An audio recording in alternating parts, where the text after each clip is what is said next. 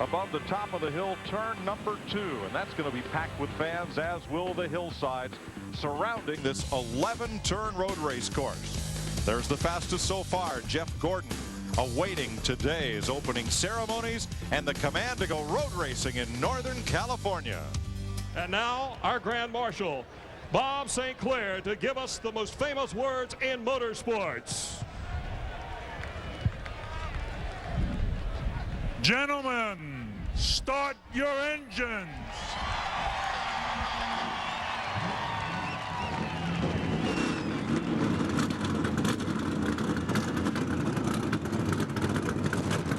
The engines have fired here at Sears Point in the foothills south of Sonoma, deep in California's wine. Let's have a look at the rest of the Dodge Savemart starting lineup for today's race. Sharing the front row with Jeff Gordon, Rusty Wallace, a 6-time road course winner like Gordon, and a 2-time winner here. Tony Stewart starting third. The Richmond winner lines up for his third start on the Sears Point course. Jerry Nadeau has a point, a Sears point to prove. He cut his racing teeth on road courses. In 3 starts here, he started second, started third, but never finished better than 8th. Hey, don't count this Gordon right here out either. He's a factor. Bobby Hamilton, he finished second here in 98. Kevin Harvick, he makes his first start in a Winston Cup car here, but he won a Winston Western race in 1998 here. Car number 87, Ron Fellows, fresh off a win last weekend at Le Mans. Today, he drives for Joe Nemechek, for whom he has won 3 NASCAR events in other divisions. He has been fast all weekend. Here's Dodge's main man, Sterling Marlin, finished second here last year. Speaking of Dodges now, Bill Elliott, his first career win came on a road course at Riverside in 1983. And Brother Mikey's pretty consistent here. No DNFs in the 12 times he's been here. Man that owned road courses back in the 80s, Ricky Rudd, won the inaugural race here in 1989. Mike Skinner looking for his second top 10 of the year, and Todd Bodine hasn't run here since 95 when he finished 8th. His older brother Brett Bodine, 6th here 4 years ago, and the Charlotte winner Jeff Burton. Buckshot Jones, now he qualified 29th by Tom Hubert in the car. The car will have to go to the rear of the field. Kevin LePage and Kenny Schrader has had 6 straight top 10s here at this racetrack. Kyle Petty, 1 road course win. That was at Watkins Glen. Now, from these cars on back, they pit on Gilligan's Island. Road race for Dorsey Schrader, number 2 point man Dale Jarrett. It includes Mark Martin. He won here in 1997, slid off course during qualifying on Friday. Watch out for Mr. Excitement. He'll never forget.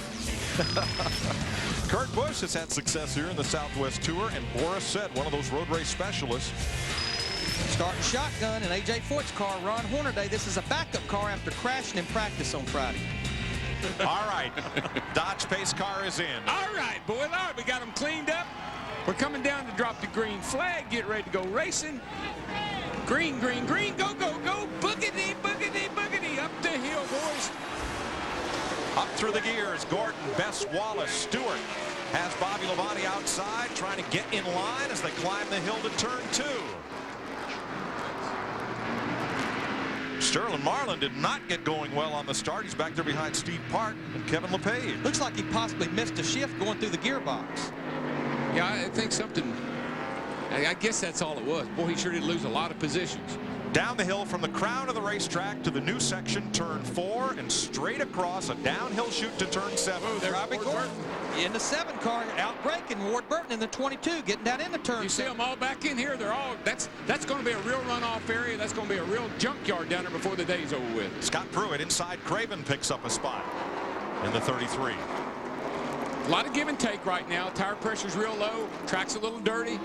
Got to get these things sorted out here, and then we can go racing. It's like a big snake uncoiling down through these S's. It's amazing, and then look at that. Looks like they're on a conveyor belt. Through turn 10, behind the sweets, and down to that paper-clipped turn 11.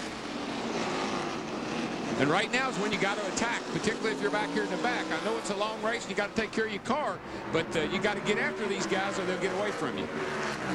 Robbie Gordon in that 7 car, he got by Bobby Labonte, outbraked him, getting down into that turn 11.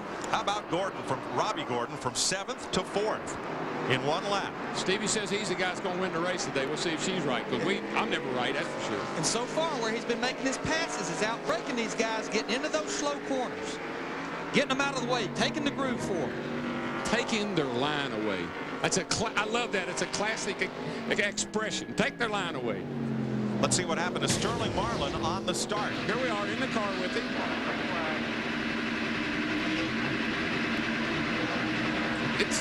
It's on the rev limiter for some reason. Yeah, what was going on there, though, the switches he was flipping, these cars carried 2 ignition systems. The car didn't want to go. He went to ignition B or ignition 2. Yeah, you could hear it just popping. Pop, pop, pop, pop, pop. And he dropped from 16th to 32nd. Here comes Gordon after Tony Stewart gets him as they come through the tail end of the S's. Robbie Gordon's on a mission. Boy, and it appeared that Stewart just pulled over and let him go. Didn't want him on his back bumper. But that's not a bad move this early in the race. If he's faster, Darrell, let him go. Let's don't race each other this early. Big picture. He's racing for points. Tony Stewart is. Robbie Gordon didn't. As we do at every Fox race, we'll stand silent for lap 3 to honor the memory of Dale Earnhardt.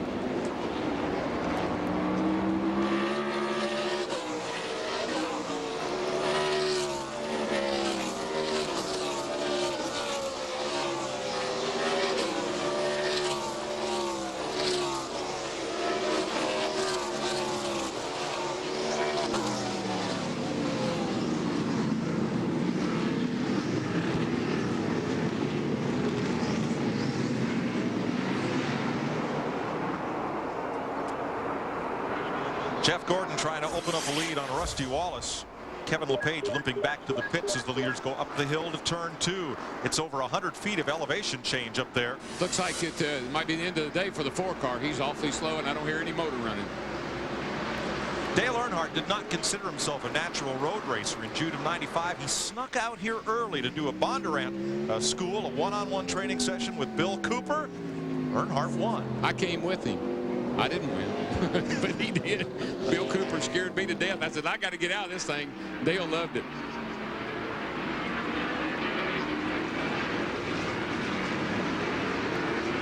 Well, you can see some cars getting really loose off of turn 4 back there.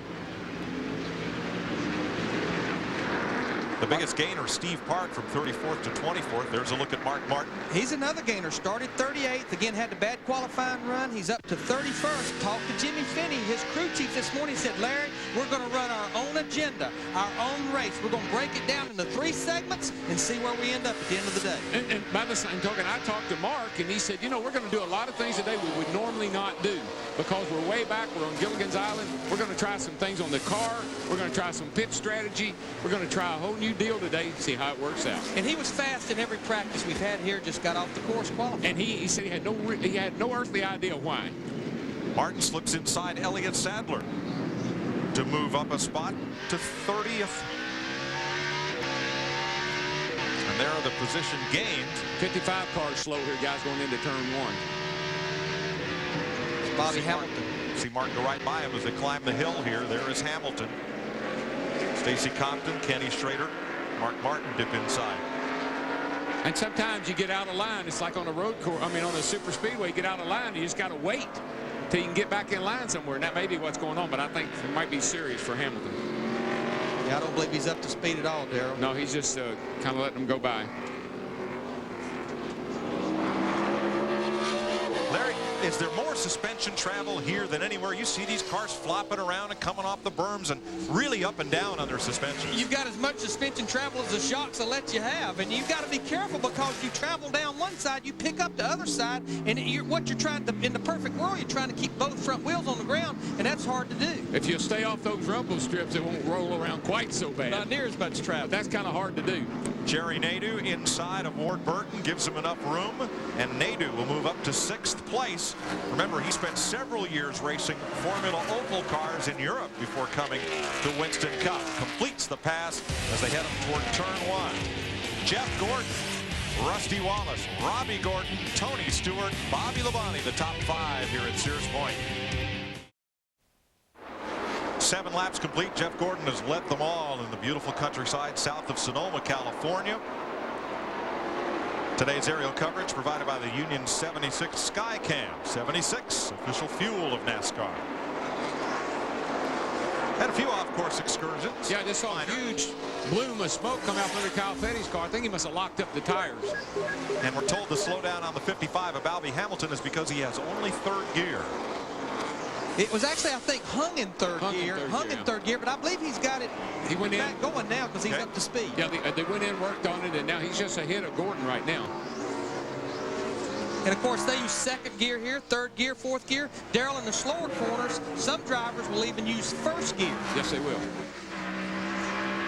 The MBNA camera on board Bobby Labonte. He and his teammate, Tony Stewart, both shared the 2nd row. Let's go to pit road. And Mike, right now they're running 4th and 5th. They also share a radio frequency where they can talk back and forth to each other during the race. A few laps ago, DW pointed out that it looked like Tony Stewart let Robbie Gordon in the 7 go by. That's exactly what happened. Bobby Labonte radioed Tony Stewart, said, let him go by. He'll block for us. We'll follow him.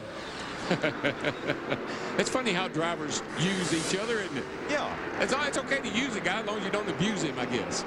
Here's Jerry Nadeau pulling down on Bobby Labonte. But, you know, that's a part of this sport. Knowing what your competitor can do, what he will do, and what you can anticipate. And I tell you, Robbie Gordon is driving hard. He's up on the wheel. He's trying to chase Rusty down for 2nd place right now. This 33 car right here, Scott Pruitt, started in 11th. He's moved up to 7th. Scott Pruitt ran the race here a year ago, and the 32 car led 10 laps before being involved in an accident. Here's Jerry Nadeau out braking, taking that line away from Bobby Labonte. Yeah, he got the nose in there. Of course, Bobby didn't want to mess with him right now. He kind of moved up, let him go. No, this is not a good time to race a guy at this point. Nadeau goes to 5th place. You see Bobby stays right with him. Nadeau's a little quicker. Well, Nadeau made the move, Darrell, at a place where it wouldn't slow either one of them down. Going into turn 11, Bobby on the brake a little early because Jerry had the low line, and they both got out of there without losing a lot of time. It's smart racing. That is part of it, you know, passing people and not hurting either guy.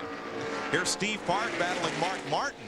Now, this is back in 25th position. Martin was alongside him. Steve said, nope, you're not going by. I love going up this hill. You don't see anything. There you are. You pop over the top. Park's loose.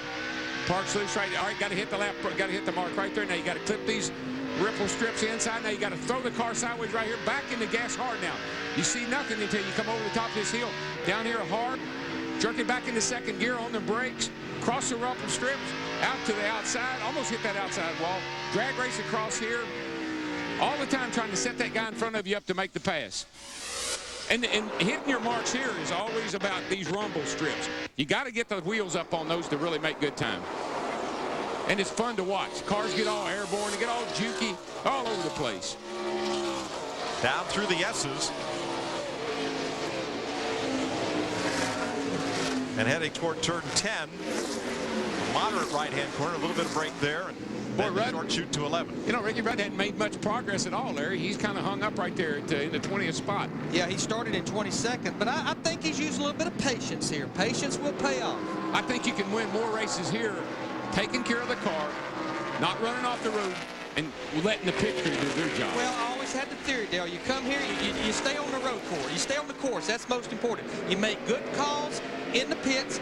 If nothing tears up, you can have a good day. This is a race where you really can't win by being smart. Oh, I love this. Oh, I love this. Ricky. Oh, I always wished I could do this. I never could do it. I look like I'm always trying to look like I was putting out a fire in there. This is Ricky Rudd. Watch him. Look at that. The heel on the brake, toe over on the gas. That's heel and toe. He used the clutch a little bit just to take care of that gearbox. Look at him. Look at that left or right foot. Look how it's cocked sideways there. I got a size 12 foot. I kind of get my feet all over everything when I get down in there like that. But this man is so smooth. That little quick snap. Oh, watch him. Oh, we got to have some heavy braking there. Didn't have time to heel and toe there. No shifting involved. Now that's quite a talent, Dylan, to break some of these corners with your left foot and break some of them with your right. Yeah, and it just depends on what's going on in front of you and where you are on the racetrack. If you're using the gearbox, then the heel and toe is the way to go. But so all of a sudden somebody slows down, you got to hit it with that left foot. Watch out. Here he goes down into turn 11 here. Hit it twice. That means he shifted gears twice. And he's going to accelerate up out of here. He's got to work the throttle just a little bit. Now watch. Second. Third. Give me fourth. There you go. Here we go. Up the hill. Always like that little pump on that brake. Oh, that's just a little security. That's a driver thing. I mean, that pedal can be hard as a rock, but you're always touching it to be sure it's there for you. Jeannie, how about it? How's the 28 doing? Boy, heel toe. It reminds me of some of my old cheerleading moves. But more importantly, what you're not seeing in the car is the trophy that Rudd picked up in Pocono last week. Big to do, as we talked about the pre-race show. His crew chief, Michael McSwain, didn't want to put it down. McSwain told me that, yeah, he was forced to leave it at home because it didn't travel well. He was also forced to do a lot of work on the car after the happy hour yesterday and going into today. Michael told me, hey, we took everything that was in there, we pulled it out, we put everything new in there. Pretty much what we did is we went back to some old notes because Ricky has had success here in the past. Of course, he won the inaugural race in '89. Robbie Gordon makes the pass on Rusty Wallace for second. Tell you what, if he doesn't use that 7 car up early in this race, Gordon is going to get after Gordon before too long. When you go from 7th to 2nd, even in 12 laps at Sonoma, you are the man, exactly. Show it to you again, and again, it's that braking zone coming into turn 11, one of the 2 slowest turns on this track. I tell you, if I could have stayed in racing, and if I could have had a driver, the guy driving that 7 car would have been my pick. Could you afford him? I couldn't afford him. I couldn't hardly afford him. I couldn't afford myself. No, I meant could you afford replacing everything? Oh, no. He needs to drive for an owner like A.J. Foyt or Rick Hendrick or Richard Childress, someone he respects. Welcome back to the beautiful Bay Area, Sonoma, California. Sears Point International Raceway. Jeff Gordon leading Robbie Gordon by 3 seconds. Tony Stewart 6 seconds off the lead. Then Jerry Nadeau, Bobby Labonte, and Rusty Wallace has fallen to 6th place, 15 seconds off pace. They're out of turn 11. Jeremy Mayfield a lap down, running in the midst of the leaders right here as you look back from Wallace. And the reason Jeremy's a lap down, remember, he was on pit road just a few laps ago for what I would imagine was a scheduled pit stop. Riding up the hill, up to turn 2. That's the Earnhardt Terrace, newly installed as part of $2 million in track improvements. And then you dip over to turn 3. And Darrell, coming out of turn 3, that's the spot that'll take your breath, that blind rise where the car's turning and you can't see what's over right here. You can see nothing at that. As you can see as he comes up over that ridge there, you got to have a mark down there like the top of that tent or something you aim for. Come over that rise and you hope your left tire. Oh yeah, you don't want to be over too far to the left there. You'll be out in the dirt.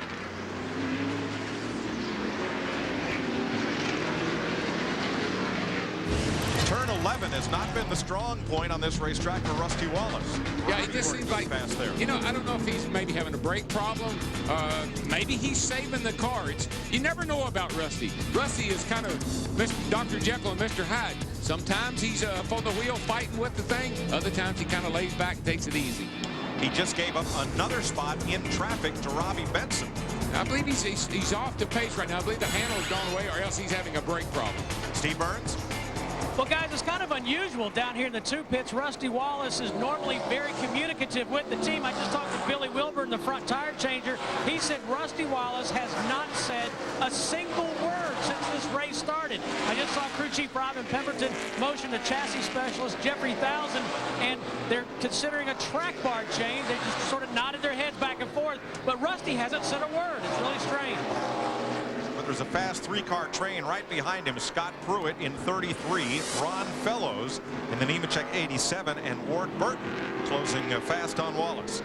You know, we talk about chassis adjustments under pit stops. Darrell, that would drive me crazy when you talk about wedge. Because remember, our track bar, you're turning left, you're turning right. For every action, there's a reaction. You may tighten it up one direction and make it too loose the other. Yeah, and, you know, if I'm in that car and I haven't heard from my crew this long into the race, pretty soon I'll be keying that mic saying, is anybody watching this race besides me?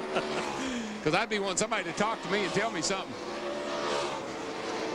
And we're getting within that 10-lap window of some pit stops, so yeah, they're going to have some information here shortly. I can't imagine it. Maybe they're using code today.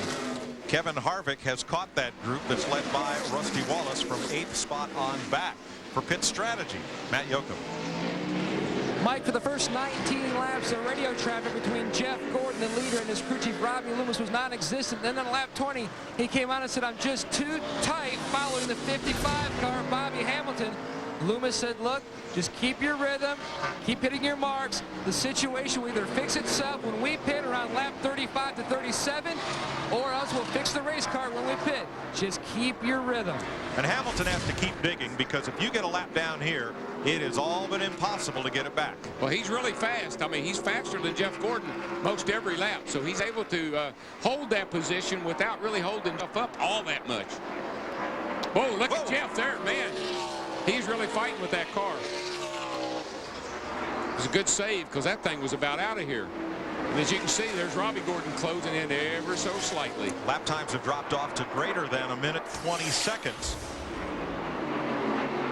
Robbie Gordon about 7/10 quicker than Jeff on that last lap. You slide away around Sears Point, but Jeff Gordon continues to hold the lead. Good catch. A lot's happened in the last couple of minutes here at Sears Point. Bobby Hamilton got wide out of turn 11. Jeff Gordon passed him, so clear track ahead.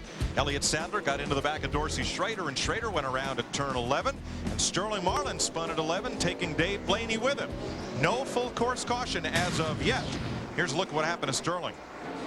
Gets a little bit too much rear brake, and the back of the car comes around, just gets into the side of Blaney and spins him around, and of course everybody has to take evasive action.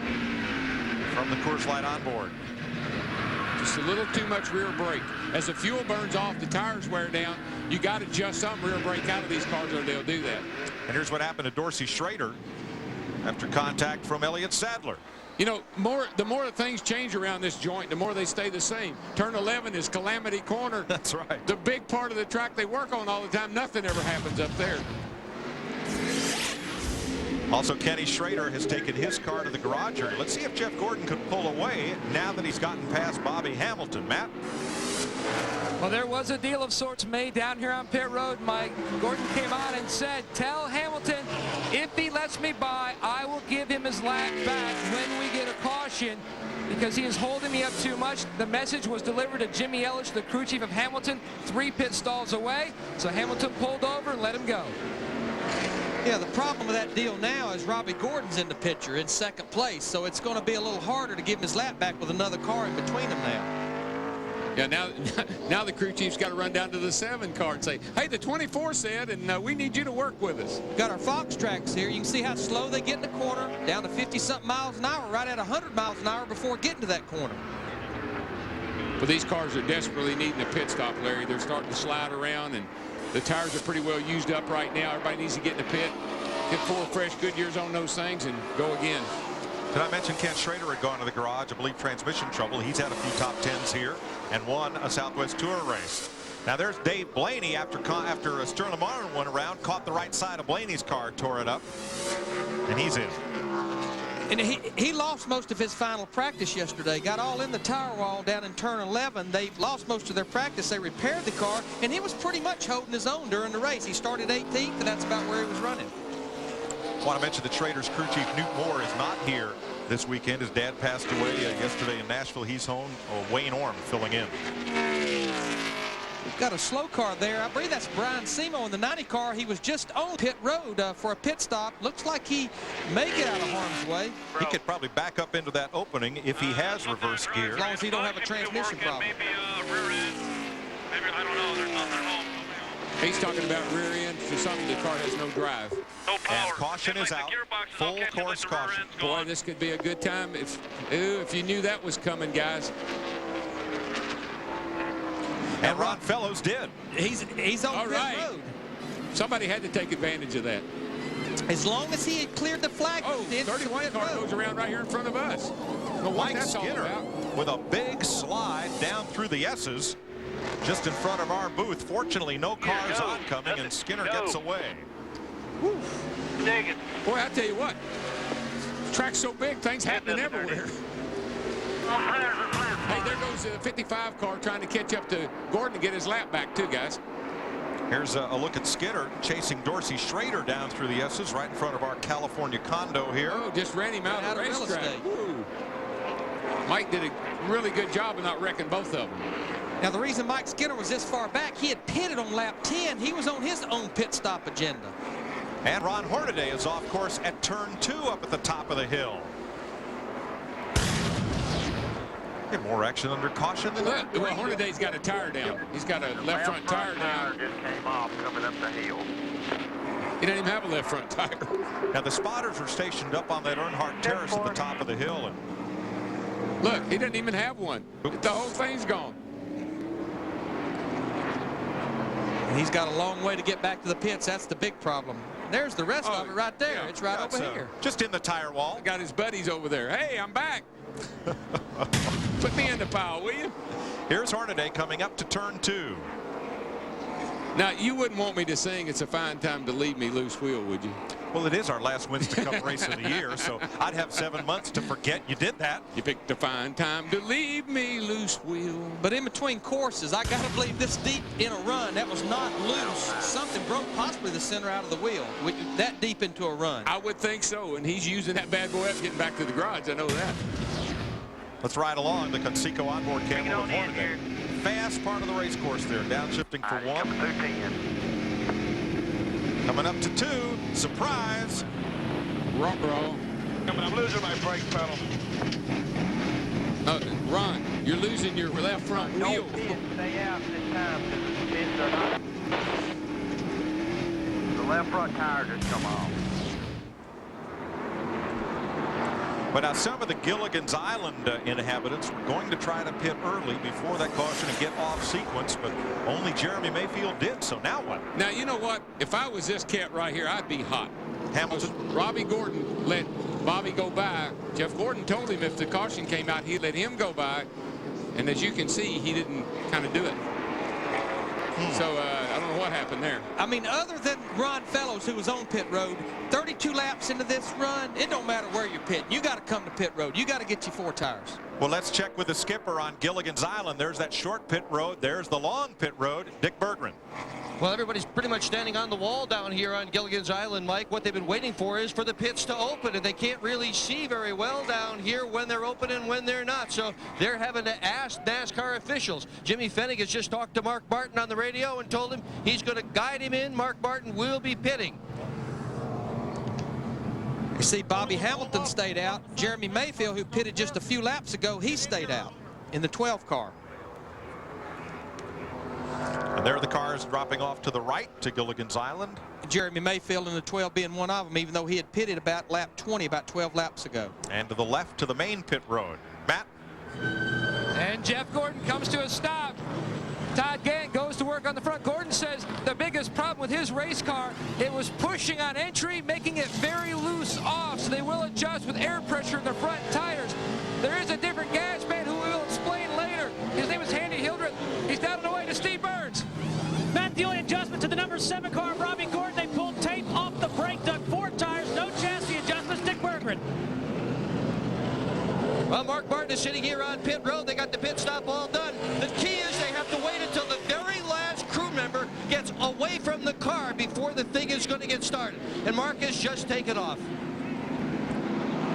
Jerry Nadeau got a good jump off of the pit lane. He came out 3rd behind Jeff Gordon and Rusty Wallace, and a long stop for Dale Earnhardt Jr. He's had a long day so far. Yes, he was one of the slowest cars out there. What they did was they dropped the track bar, looked like, or raised it one or the other. It's as Larry will tell you, the track bar is hooked solid on one side. It's to the adjustment on the other side. And I believe they dropped it down on the solid side. Took the bolt loose and dropped it down. Ron Fellows is the race leader in the Joe Nemechek car. Now, he made a pit stop early and did not stop under this caution. Well, so, he called Darryl, the caution. Here's our music. Oh, what is it? What's the most times that a driver has won the same race consecutively? That's our Pep Boys trivia question for today. Not at the same track, but the same race. I'm going to say 4. I'm going to say 4. I'll give you a hint. We don't race there anymore. It's got to either be Riverside, Wilkesboro, Nashville. Richard Petty won the spring race at Wilkesboro 6 years in a row. You had the track right. I knew it was one of them if we don't. And at Riverside, Dan Gurney, 4 straight road course wins. They wanted to call it the Dan Gurney 500 after I'm he won glad our 4 pay in a row. don't depend on us answering those questions. Hey, look, I couldn't find it in my book. there's the skipper and Gilligan. We're getting close to the restart green flag. 35 cars are still on the lead lap. To review pit stops, first to Jeannie. Well, the track was getting a little too loose for Scott Pruitt's liking. He came into the 33 pit asking for just air pressure adjustments to start with an all-4 tires. Same complaint from Kevin Harvick. It's way too loose out here. They pulled both rubbers out of the rear tires and gave him 4 tires. Steve? Well, Jeannie, we finally found out what was wrong with Rusty Wallace. He said his car felt soft on the rear springs. They went down a pound in both rear tires. They went up a pound in both front tires. To Matt Yoakum. Tony Stewart said he needed help everywhere. He needed to turn better in the center of the corner and help up off the corner. They made a track bar adjustment and tightened the car with air pressure. The Nick. As the green flag comes out, Mark Martin has picked up 19 positions since the first green flag. On the last pit stop, they adjusted the car so it's tighter on right-hand turns, looser on left-hand turns, and did it with wedge and tire pressure. He has right-side damage to the car. Here comes Robbie Gordon to the inside of Bobby Labonte. Picks up a spot, and we'll let you folks crank it up and enjoy some horsepower and gear grinding around Sears Point.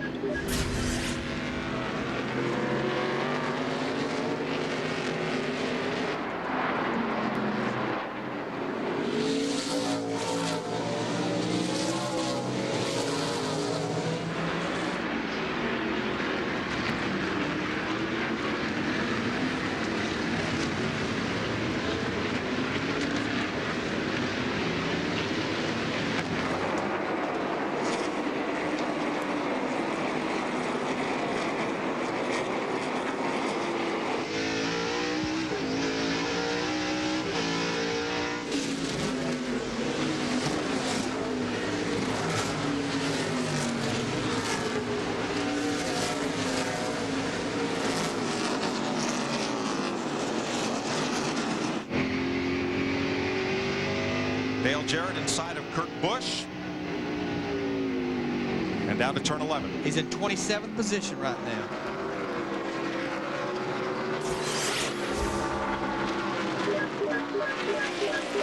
Ron Fellows came to pit road just before the caution flag came out.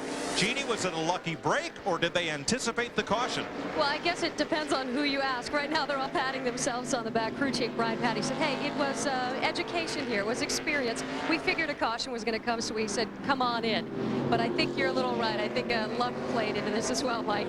Ryan Semo brought out the caution when his car came to rest just past the start finish. He joins Ken Schrader and Kevin LePage in the garage. Now, I've been really curious as to how the 55's attitude was, particularly when Gordon said he'd let him back on the lead lap and didn't. So, Matt, do you got any information on that? Well, DW, I just spoke with Jimmy Allage, Bobby Hamilton's crew chief.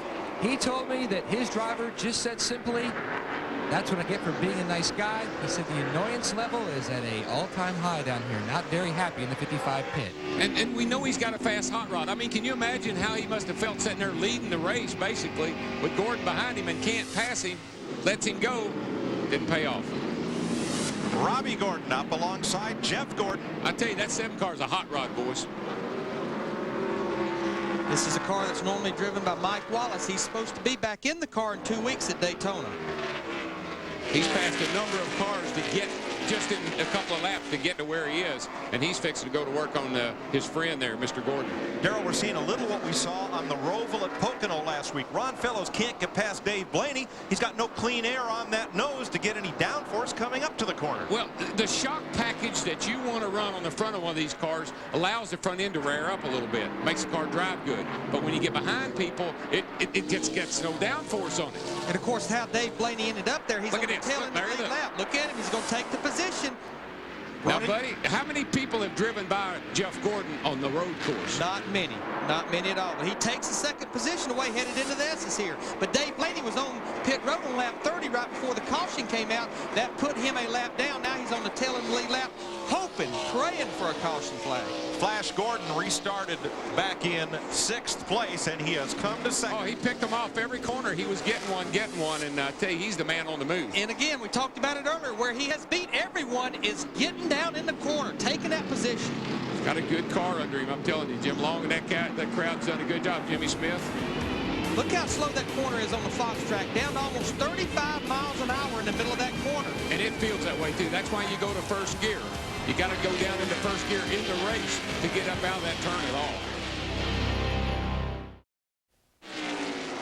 Dave Blaney trying to stay on the lead lap in the Dodge just ahead of Ron Fellows.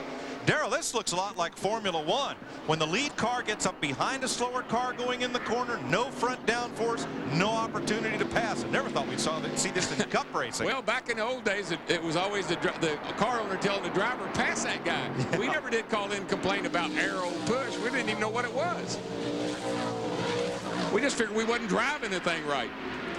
Gordon again, wanting that lead right here, turn 7. Couldn't quite get the position on Ron Fellows right there. But as I look at Ron Fellows in the 87 car, I think about either luck or strategy. They pitted on lap 32. Darrell, if they can run 40 laps on fuel, I almost question, was that a scheduled stop? Because that will let them make 2 40-lap runs to the end of the race. I agree with you. And the other thing I agree with is Robbie Gordon, a year ago, 2 years ago in these cars, would have driven it in there and taken him and Fellows both out down there in turn 7 just now. He backed off. And he waited. And Fellows is going to get past Blaney. And now he's got a pick between himself and Robbie Gordon. Now, if I was Blaney, I would definitely get out of Robbie Gordon's way. Because he is not going to be happy about letting Fellows get away from him. Because he's going to be out of Robbie's way in a moment, one way or another. Here we go. He's going to get a run on him. Tough place to pass here, though. Kind of single file right through here, but now you come up over the top of this hill, and if you get a good launch right here, you can, well, he's not going to get the launch. He may try to dive out right here. Going into 4. But nope. Dave Blaney's doing everything he can to keep him behind him, a lot like Bobby Hamilton. You maybe can get your lap back on 1 car, 2 cars you almost can't do it. Now into turn 7, Darrell. Why do we call this the sucker hole right here? Well, because, first of all, there's no marks. You're running down to that turn 7. You're running wide open across that chute right there. And if you go in there too hard, you're going to miss the turn. That's the Budweiser bottleneck, and it's definitely bottleneck.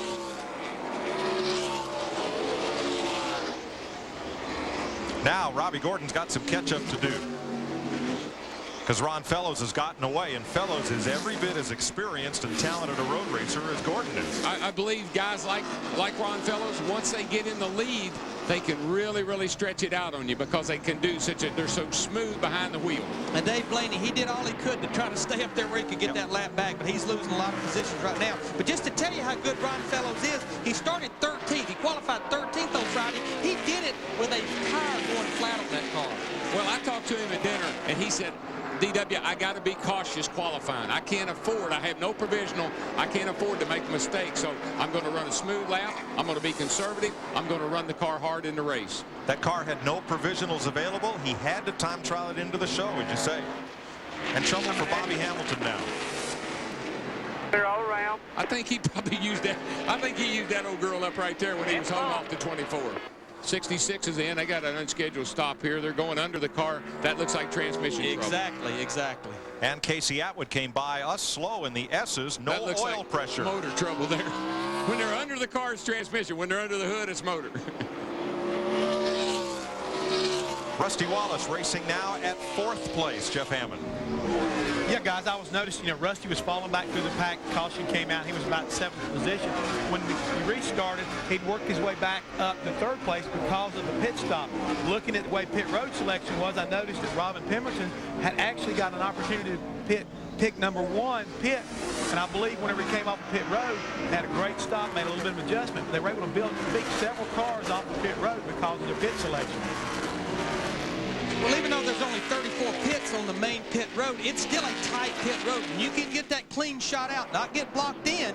Here we see the Fox tracks. This is headed up the hill, 90-something miles an hour down to 53 miles per hour, turn 1 there. Accelerating down the hill right here, over 100 miles an hour. Down to 70 miles an hour, headed over to turn 4.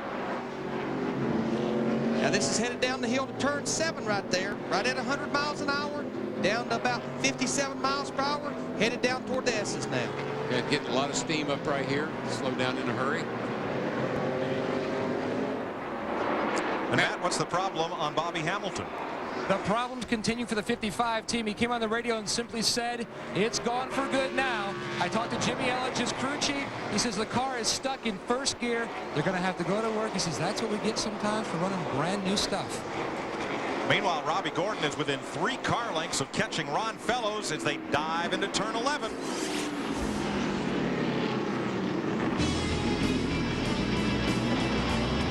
Fellows, Gordon, Wallace, Nadeau as they complete 43 laps here at Sears Point. Glad to have you with us and glad that you've been with us throughout our NASCAR journey as we are in Northern California, racing in the wine country on Fox. And after lap 45, Ron Fellows, one of those specialists, ahead of Robbie Gordon, another one of those specialists. In our race summary, after 45 laps, we've had 2 different leaders, just 1 lead change, and so far just 1 caution. And Dodge, by the way, has not won a race this year. And, of course, they weren't in racing when this event began at Sears Point in the last 12 years, so they have not won at this track. But Jeff Hamill, let's talk about Ricky Rudd, last week's winner, who started 22nd here. He won the initial race here at Sears Point in 1989 and has moved up to 10th. And at the lead, we have a pretty good battle going on here with Fellows and Gordon. I'm telling you right now, Robbie Gordon is getting very impatient. He wants to lead this race, and Ron Fellows realizes that if he lets him get out front, he may not catch him. So these 2 guys are going to go at it pretty hard, and Jeff Gordon's got a real good view of both of them. All right, but keep your eye on Rudd. Again, started 22nd up to 10th. Davey Allison, the furthest back to win this race, when he started 13th. But Jeff Gordon is making a move right now, trying to win his 4th straight race here, as he has won 6 of the last 7 road courses in Winston Cup. Let's go to Matt Yoakum, who has more. Well, the 7 car a little looser. Jeff making a run. Robbie, your car has had trouble earlier in the race with the traffic. How about now? Yeah, really through the fast part of the course, the car's a little bit too tight. Really need to get out front and get clean air and really help the Chevrolet out.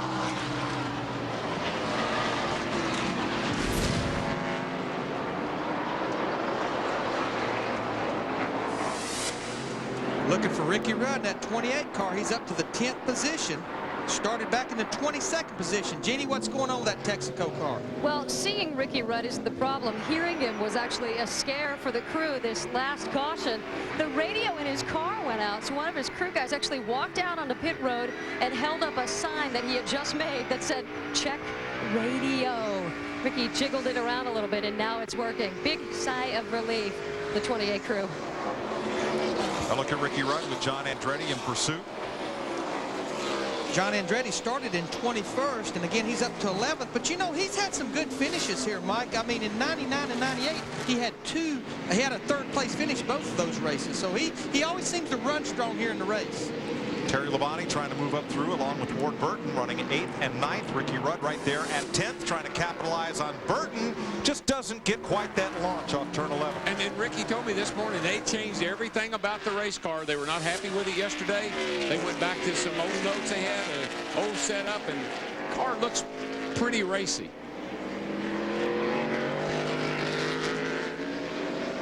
Let's watch for our leaders.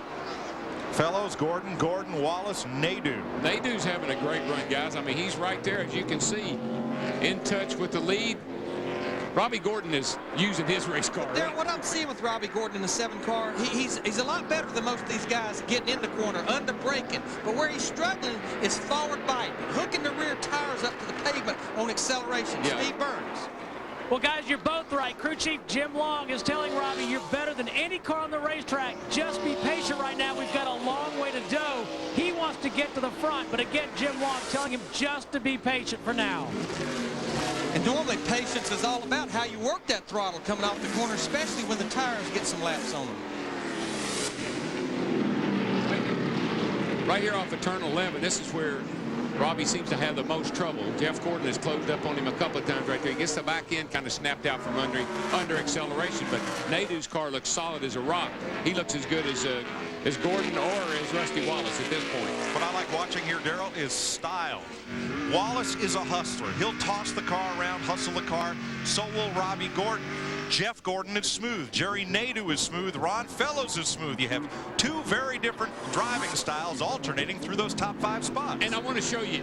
Now, here's 2 different driving styles, and it's all about how you use your feet. Now, you see Ricky Rudd over here, nice and smooth. That's the kind of road racing style that Ricky uses. Over here on your right side of the screen, that's Rusty Wallace. That's the way we've always driven. We use both feet. Gas for one, left foot does the clutch, does the brake. Ricky uses his right foot for gas and brake and his left one for a little clutch.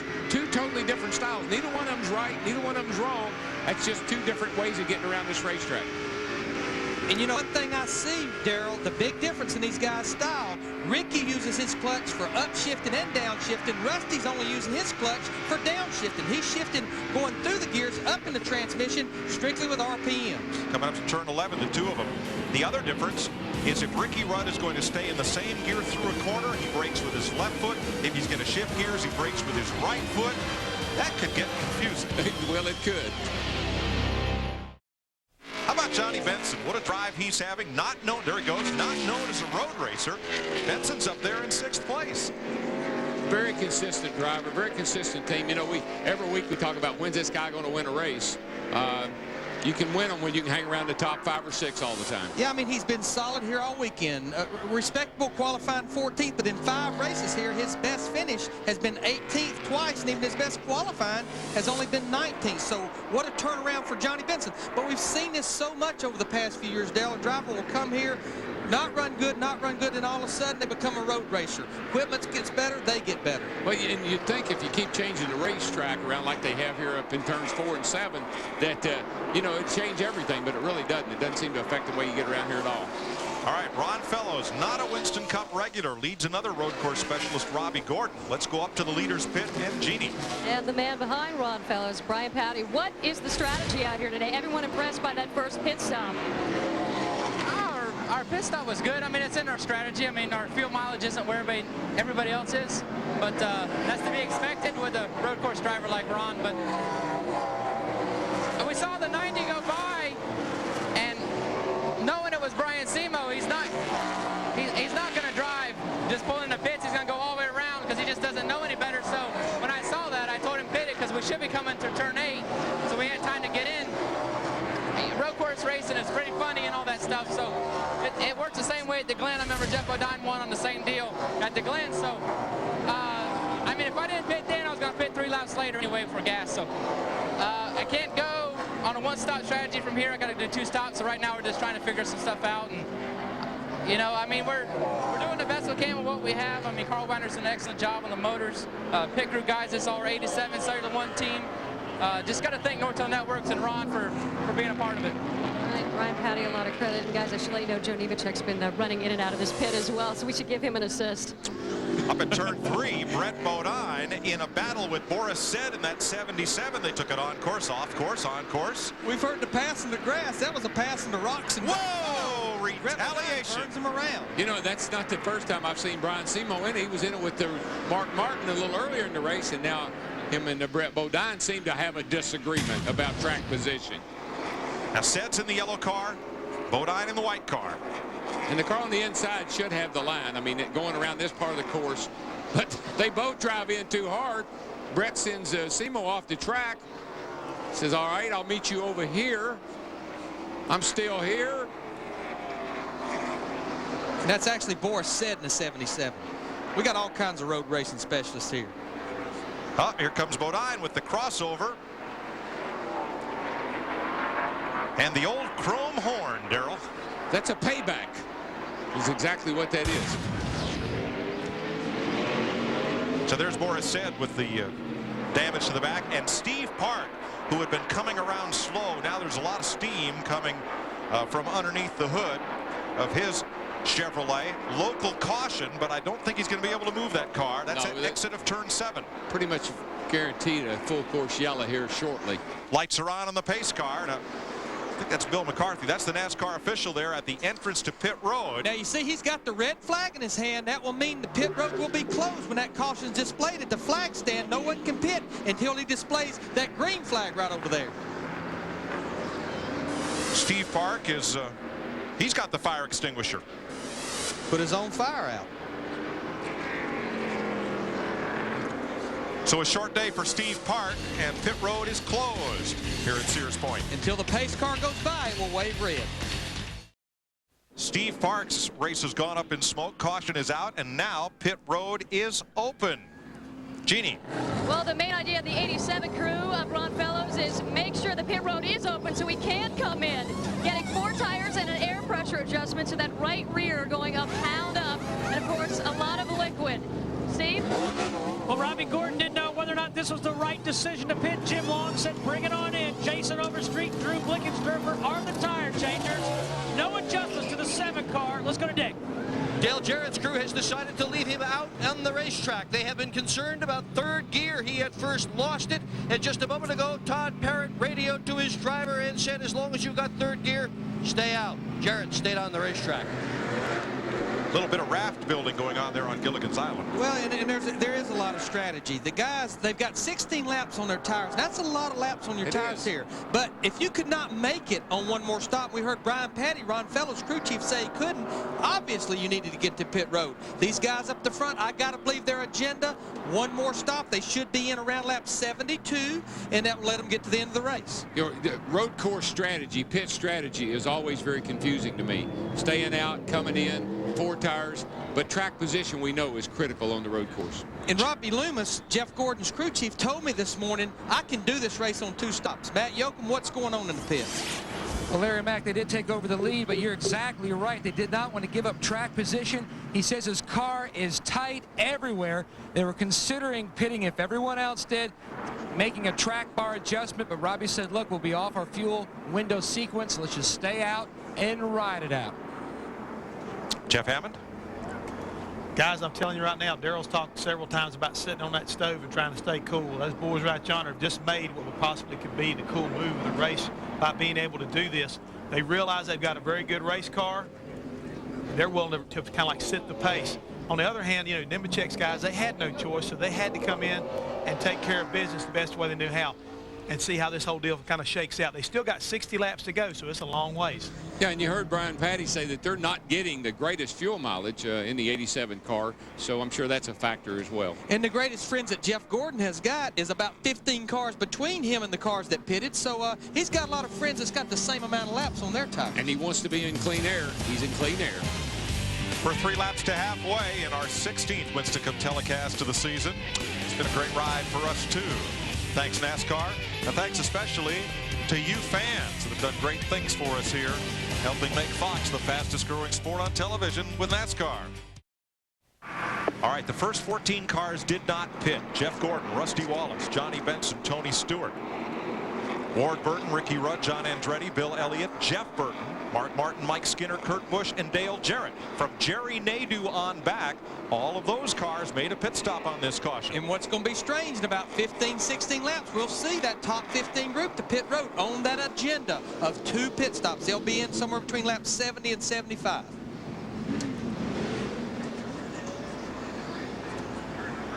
Pace car, right about 40 miles an hour.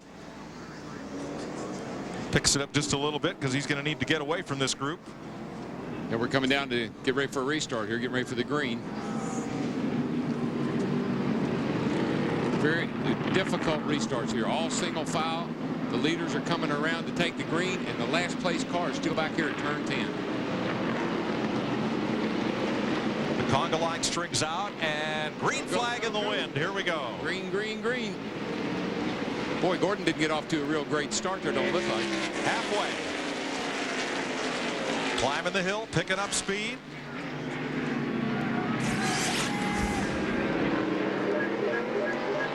And just now, the last car in line takes the green flag. Oh, yeah, those single file restarts really is it put you way back in the back. That's why track position is so crucial. That's why coming in under green is probably not as bad as it would be other places. Tied with Rusty Wallace in second place. Gordon over the ripple strip and heading for 7. And you can hear Rusty, he needs a little forward bite. You hear him spin the rear tires as he accelerates up off turn 4. Hear him, he spins them again. He needs a little forward bite.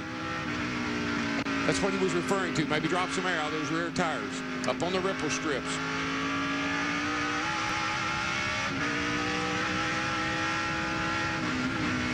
Right behind Wallace now, Johnny Benson.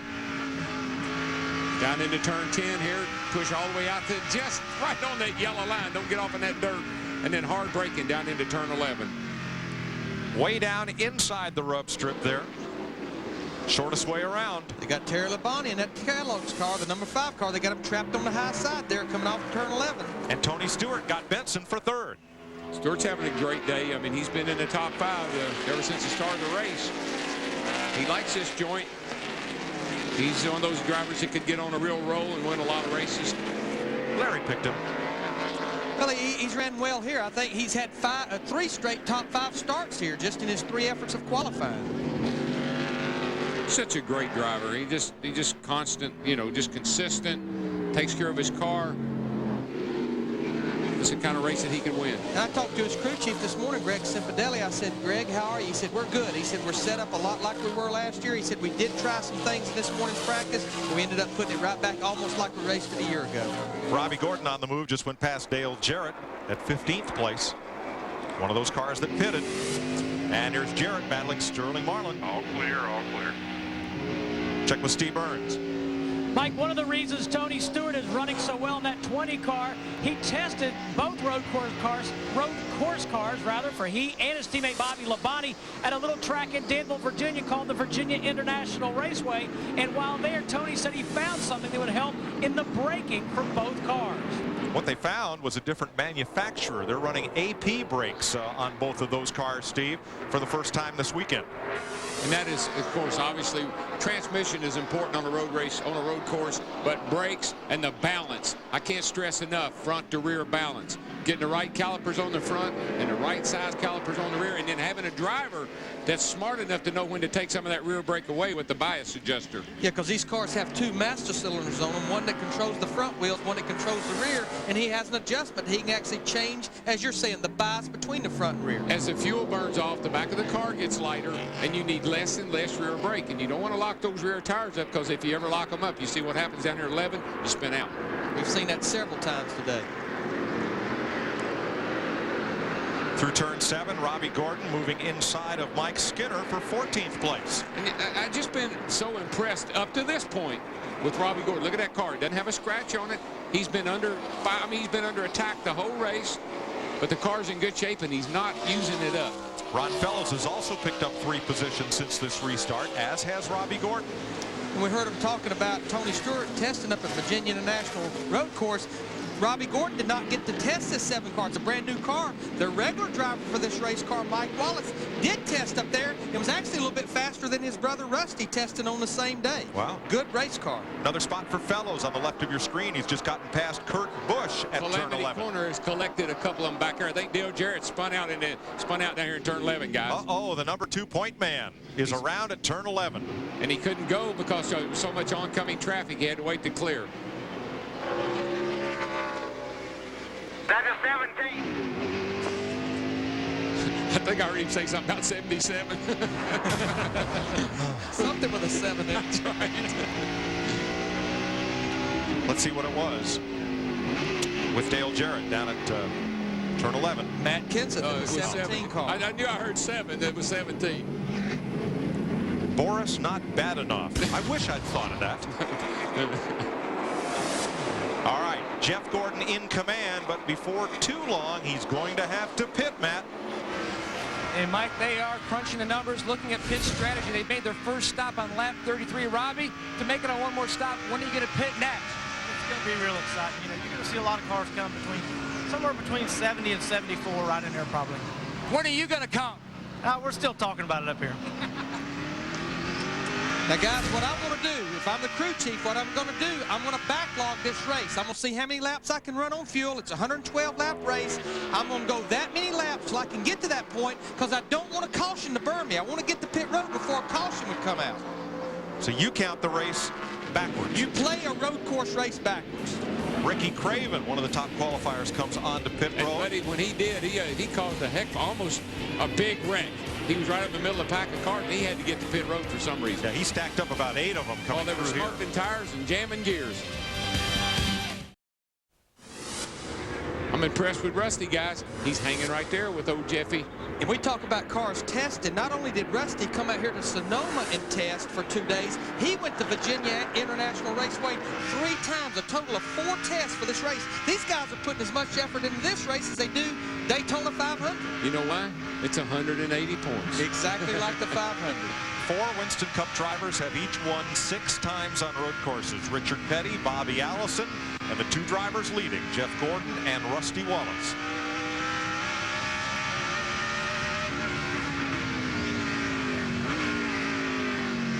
And you know, right now, I don't think Rusty is necessarily pushing the envelope. He knows both these cars have got to make another green flag stop. Why get up there and race side by side and let Tony Stewart, Johnny Benson, and those guys behind him catch up to him?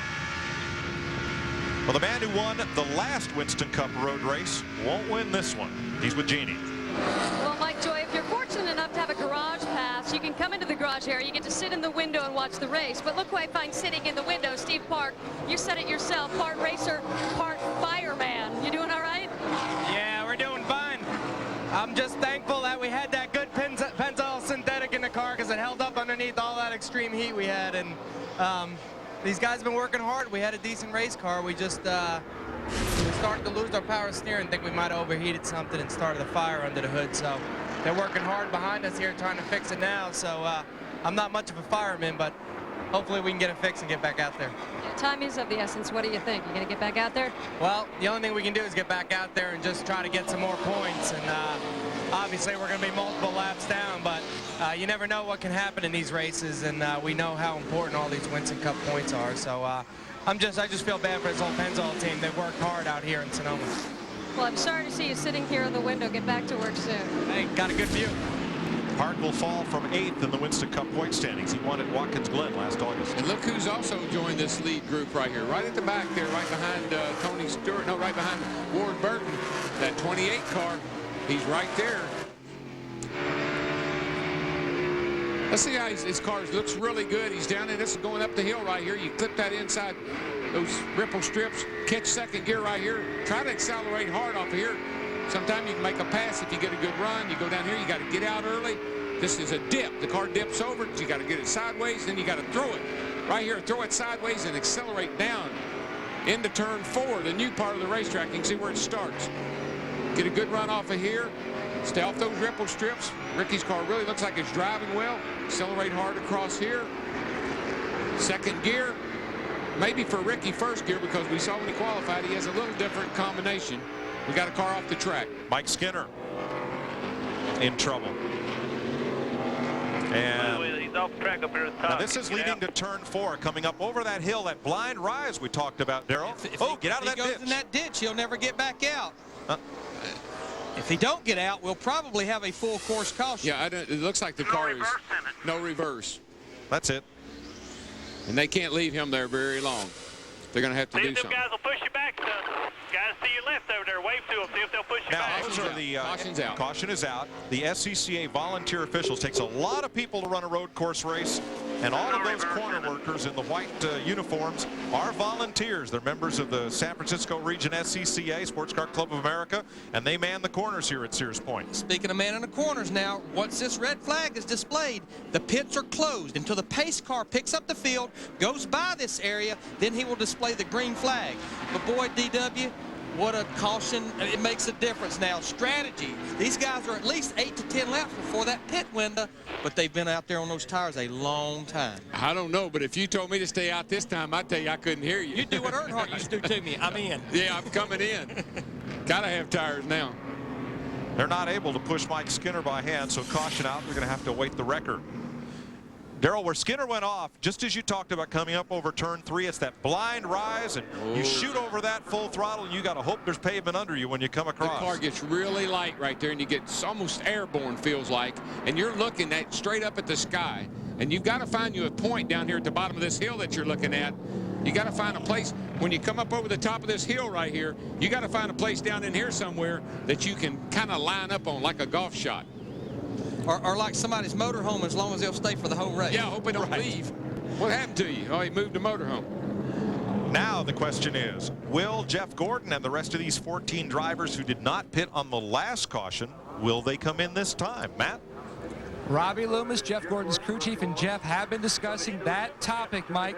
And right now, Robbie Loomis says we need to stay out about 9 more laps for the fuel deal. So let's go to Steve. Well, Matt, similar strategy for crew chief Robin Pemberton and Rusty Wallace on the 2 team. Robin said pitting now doesn't do us any good. We want to wait about 10 to 12 laps where we can make it on 1 more stop. Jeannie? Well, same verse being sung here in Johnny Benson's pit. James Inch saying, yeah, we're gonna stick this out as long as we can. And by the way, they say they are tickled to death by what's going on here, Johnny Benson's performance. He's a Formula One fan. He's been to Barcelona. That's the only reason they can use to explain what's going on here. Dick?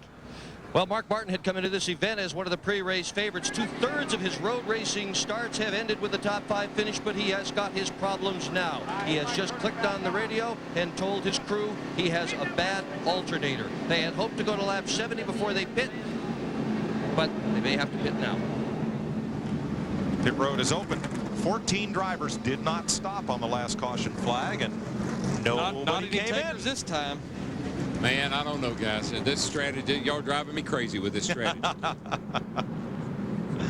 All right, Mike Skinner's trying to get these course workers to push him back, but Mike, that's a heavy car, and it's all uphill. Gonna need a little help from the wrecker here at Sears Point. We're under caution. We'll be right back. This is NASCAR on Fox. Jeff Gordon, your leader after our 3rd caution. Mike Skinner spinning out, and they're getting ready to go green. Let's go upstairs.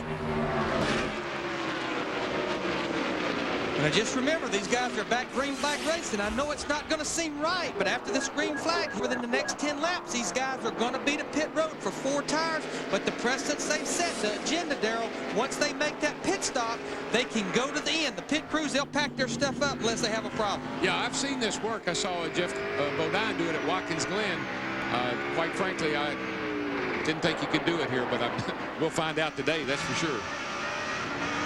The tires, obviously, the guys were telling me the tires gave up too much to stay out this long on them. So obviously that's not the case either. Now, a guy that on a little different agenda, but he'll still have to make 1 more stop, is Ron Fellows in the 88-7 car. Remember, he was on pit road on lap 53. He will stay out a little longer than some of these other guys, but once he gets to his window where he can make it to the end, he needs to get to pit road.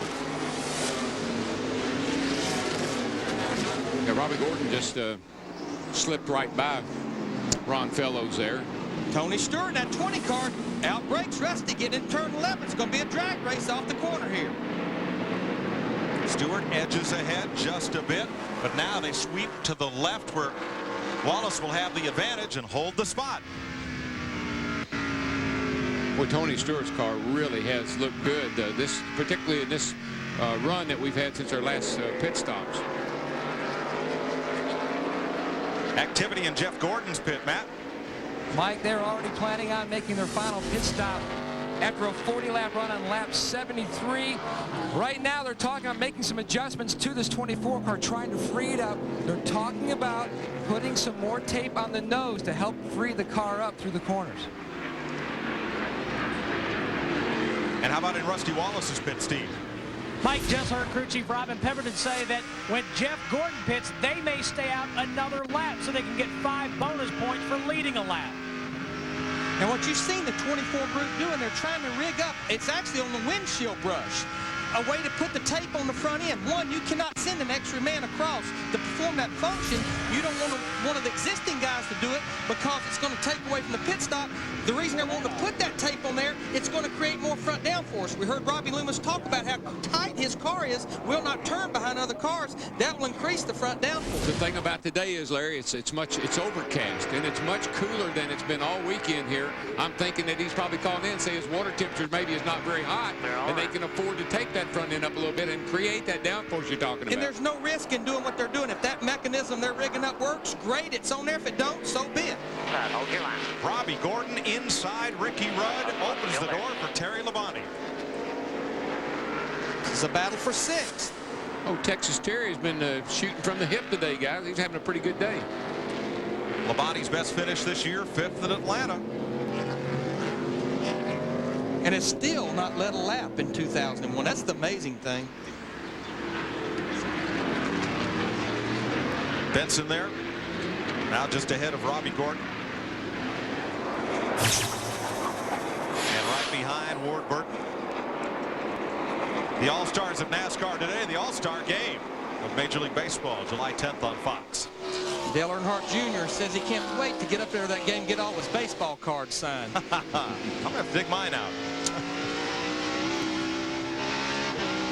Ward Burton having a great run here in 4th place. Steve? You know, Mike, Ward's been in that top 5 just about all day. They're talking about the adjustments they'll make when they come in.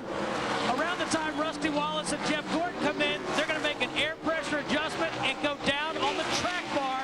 Now, Ward says the car is real good for about 5 laps. Then the front end goes away, and then he feels like the rear end goes away. So they'll try and get that car balanced out. Robbie Gordon has caught Johnny Benson. This is for 5th place. Robbie Gordon in the number 7 that Mike Wallace is scheduled to return to at Daytona in the next Winston Cup race in 2 weeks. Here he goes. The thing I like about that 7 car is it seems like even on the long run, some of these guys seem to slow down. So, whoa, man, I don't think Benson knew Robbie was there, and kind of ran himself out of the room. But that 7 car just seems to be real consistent, and it gets better and better as it goes through a run. Now at turn 4, there's a big runoff area, a little bit of berm, and that's where Johnny Benson had to go. Let me tell you what happened right here. The spotter said he's looking inside. Benson looked back to see where he was, and by the time he looked back around, he was offline. But as we've seen all day long, once again, Robbie Gordon beat him getting down into the under braking. Car's been very impressive. Jeff Gordon has started on pole and led most of the way, but he's been chased by several road course specialists like Ron Fellows and this man, Robbie Gordon. A few full course cautions and a few spins around the track producing local yellows. No major accident of the day. Jeff Gordon, who has led 3/4 of all the laps run in the last 4 races and now leads all drivers in the 13 events here at Sears Point in laps led. Ron Fellows in that 87 car, he continues to move forward. He just got by Ricky Rudd, and that was a battle for 8th. Little bit fresher tires than some of these other guys, though, because remember, he was on pit road lap 53. The other guys were on pit road at 33. 20 more, less laps on his tires. And you're talking about Jeff Gordon. Again, when he's out front, nobody can touch him. Back in traffic, seems like he struggles. So keeping him in front in clean air is going to be the key to his winning this race. When he pits will have a major impact on the outcome of this race. Robbie Gordon now pulling down on Ward Burton, the 4th place car. We look at the 24, Jeff Gordon, the 2, Rusty Wallace, the 20, Tony Stewart. Who's a lot riding on their shoulders? That pit crew that's going to make this final pit stop. Turn 11. Will Gordon try and outbrake Burton into 11? There are the 3 leaders. And yes, he does. Got him. Car, like Larry said, it's got great. The balance on the braking system on that car is excellent. Robbie's doing a great job of packing it down in there and taking the guy's line away. Nice job. Mark Martin is in. Dick Berggren. Well, this was absolutely planned. Jack Roush showed me his clipboard on lap 32, and he had planned to pit right now on lap 70. That's what Mark Martin has done. Exchange of cans. He has complained that the car is not turning. They're adjusting the track bar and air pressure to try to solve that. Lots of fuel lying around on the racetrack, and they're going to hold him here on pit road for that mandatory 18 seconds. NASCAR has tried 12 seconds all the way to 20 to try to make this thing equal. Today, the rule is 18, and there goes Mark. Boy, at 18 seconds, that makes you want to just go crazy. You know who I wouldn't want to be? I wouldn't want to be that guy, that NASCAR guy standing in front of that race car. No. Because an impatient driver, man, he might let his foot slip off that clutch or something. And once again, we want to iterate, that's not a penalty. It's a time assessment because of the difference in the longer main pit road and the shorter pit road, Jeff Hammond. One thing I wanted to point out there, if you noticed maybe on a replay, if you look back at Mark's stop, that the guys were actually changing the right side and going around to the left side just like they normally did, but because of the fact the car's got to sit there for 18 seconds, they had plenty of time to come back around the car. So it's kind of a way to make sure they stayed in their normal routine pit stop so they could be fast. Tony Stewart had a brief flirtation with second place. Oh, he's been working on Rusty, and I believe he's a little quicker than Rusty. He gets up there, and when he can't make the pass, he falls way back, and then he has to catch back up again. Got around him.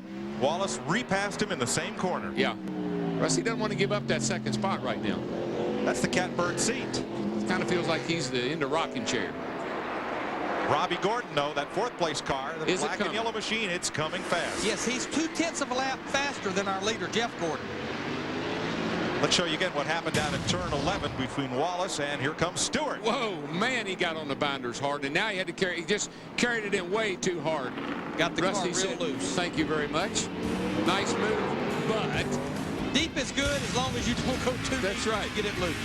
More road races are won coming off the corner than going into the corner. That's what it's all about. You're going to have a hard time convincing Robbie Gordon of that. That's okay. So look at turn 11. You see just how tight it is. It's built. It's like a paper clip. Now he didn't go in quite as deep that time. Tony Stewart right beside Rusty Wallace. Drag strip up the front stretch here. Heard it off to turn 1. Yeah, but Wallace has got the line on the inside. To be able to hold it. And he's got good power. And that 7 car is coming. Johnny Benson's on pit road. Jeannie. Well, Mike Johnny's saying he's losing grip on the front end, so he's asked for a tire pressure adjustment to the front tires. They're taking a ½ pound out of both front tires, and he'll get 2 rear tires just for good measure and all the fuel that he can handle. He's never finished better than 18th at this track, so needless to say, his crew is ecstatic about his performance today.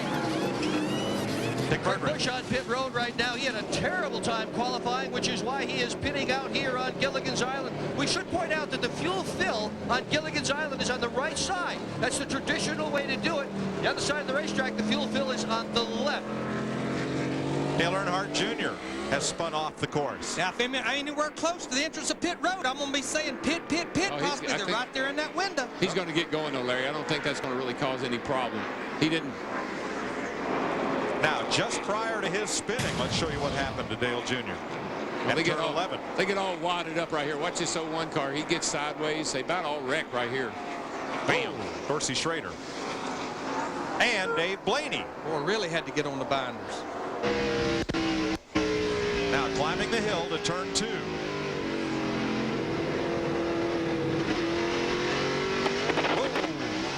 Oh, no. Just lost all the rear wheel. Yeah, just had to spun the rear tires, and around she went. Ricky Rudd thought that caution might come out. He's in the pits. So is John Andretti. In the 43 car. All of these are scheduled stops. Again, I know it's only been 9 or 10 laps since the last caution. All these cars stayed out. They can all make it to the end. There you see Matt Kenseth in the 17 car as well in. Bill Elliott in the 9. Sterling Marlin in the 40. Scheduled pit stops under green. I think the question is going to be is Fellows and Robbie Gordon, what are they going to do? Kevin Harvick was also in. Because they're on a little bit different sequence. Are they going to come when the leaders come and try to stay in touch, or are they going to stay out on the racetrack? Now, while that was going on, Robbie Gordon made the move on first Tony Stewart and then Rusty Wallace. Now, do you see the difference in how Rusty handled Robbie Gordon and how he handled Tony Stewart? Rusty knows that Robbie Gordon might take it in there a little too hard. Our leaders on pit road looked like Robbie Gordon almost was going to head to pit road and had missed the entrance. But our leader, Jeff Gordon, is on pit road for his final stop. Matt Yoakum. Come on down. 4 tires. The leader of the race, Jeff Gordon, making what should be his final scheduled pit stop. They have made it to his window, 40 laps on this run, so they will not have to stop again for fuel as Gordon comes to a stop. He has a different gas man this week. Randy Hildreth from the 25 team has come over to help out because Jeff Kramer, the normal gas man, ruptured a disc. As they come around to the left side of the car, a track bar adjustment on the 24 machine, as he is down and away, 14.7 seconds. Steve Burns. Matt, right side tires already on the number 2 car, left side tires on the number 2. Very fast pit stop, no chassis adjustment for Rusty Wallace. Tony Stewart also in and out, so the 3 leaders all pitting together. And Robbie Gordon. He's our leader. He's got to get to pit road. He can't stand to stay out there and let a caution burn him because it'll put him all the way behind the rest of the car. You know what he's thinking? I'm leading the race. I'm leading the Winston Cup race at Watkins or at Sonoma. I'm going to stay out. First time he has led since Watkins Glen last August. Remember, Robbie Gordon started this year with the Morgan McClure team and was released after 5 races. Now, right behind him, Ron Fellows. Jeannie, what are they up to? Oh, poker faces in the 87 pit. I asked Brian Patty, when are you guys going to pit? And he said, well, as soon as we need to. As soon as I know that's as far we can go on fuel. And I said, well, when might that be? And he said, not soon enough. So your guess is as good as mine. We're watching with everyone else.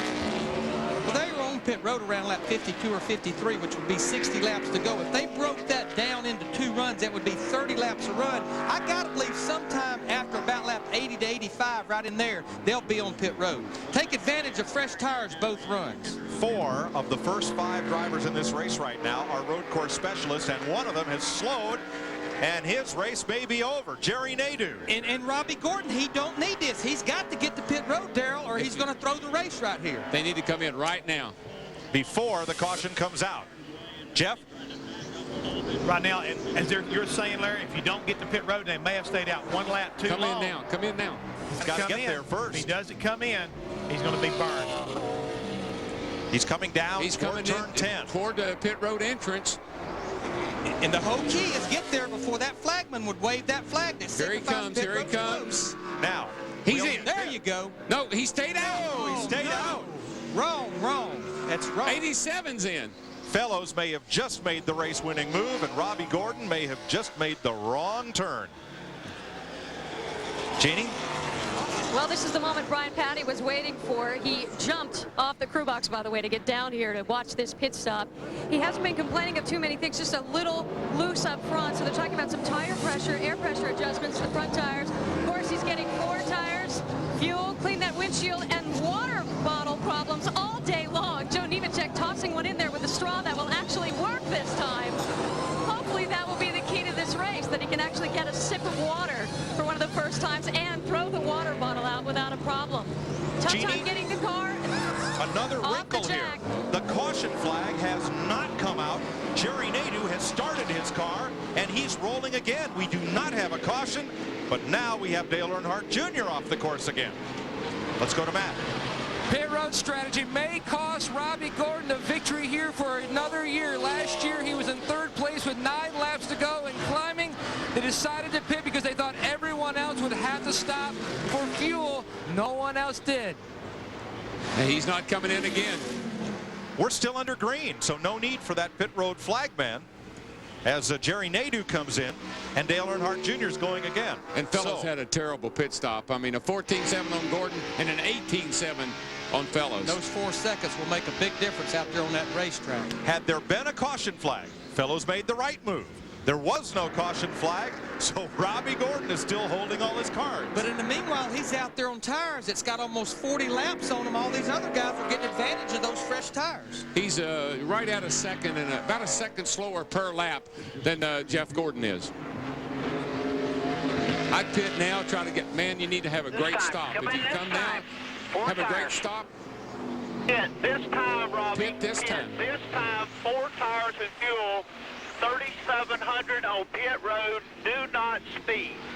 Johnny Benson just got penalized for speeding on pit road on his stop, so he had to come back in for a penalty stop. And this late in the race, speeding on pit road, having to come back in there, pretty much in your day. 700. And remember, they have no speedometer. How they go by the speed on pit road, 35 miles an hour. They got a tack reading at the beginning of the race. His tack reading was 3,700. 3,700. You watch the tack. And you don't have to slow down. Now, as he enters the pit lane right here, he doesn't have to slow down until he gets way on around here. He can really race hard. Keep coming, keep coming, keep coming. Right there. Right there's where he's pit road speed starts. 3,700 in what, second gear? Second gear. Steve Burns was waiting on him. And Jim Long has never wavered from his strategy. Lap 78 is when he wanted to bring Robbie Gordon in that number 7 car, and they kept telling him pit road speed 3,700 RPM, don't speed. He stops right on his mark. Right side tires going on for Robbie Gordon. No chassis adjustments to that number 7 car yet. Jackman brings it around to the driver's side of the number 7. Jack goes up, tires go off, and they go back on again.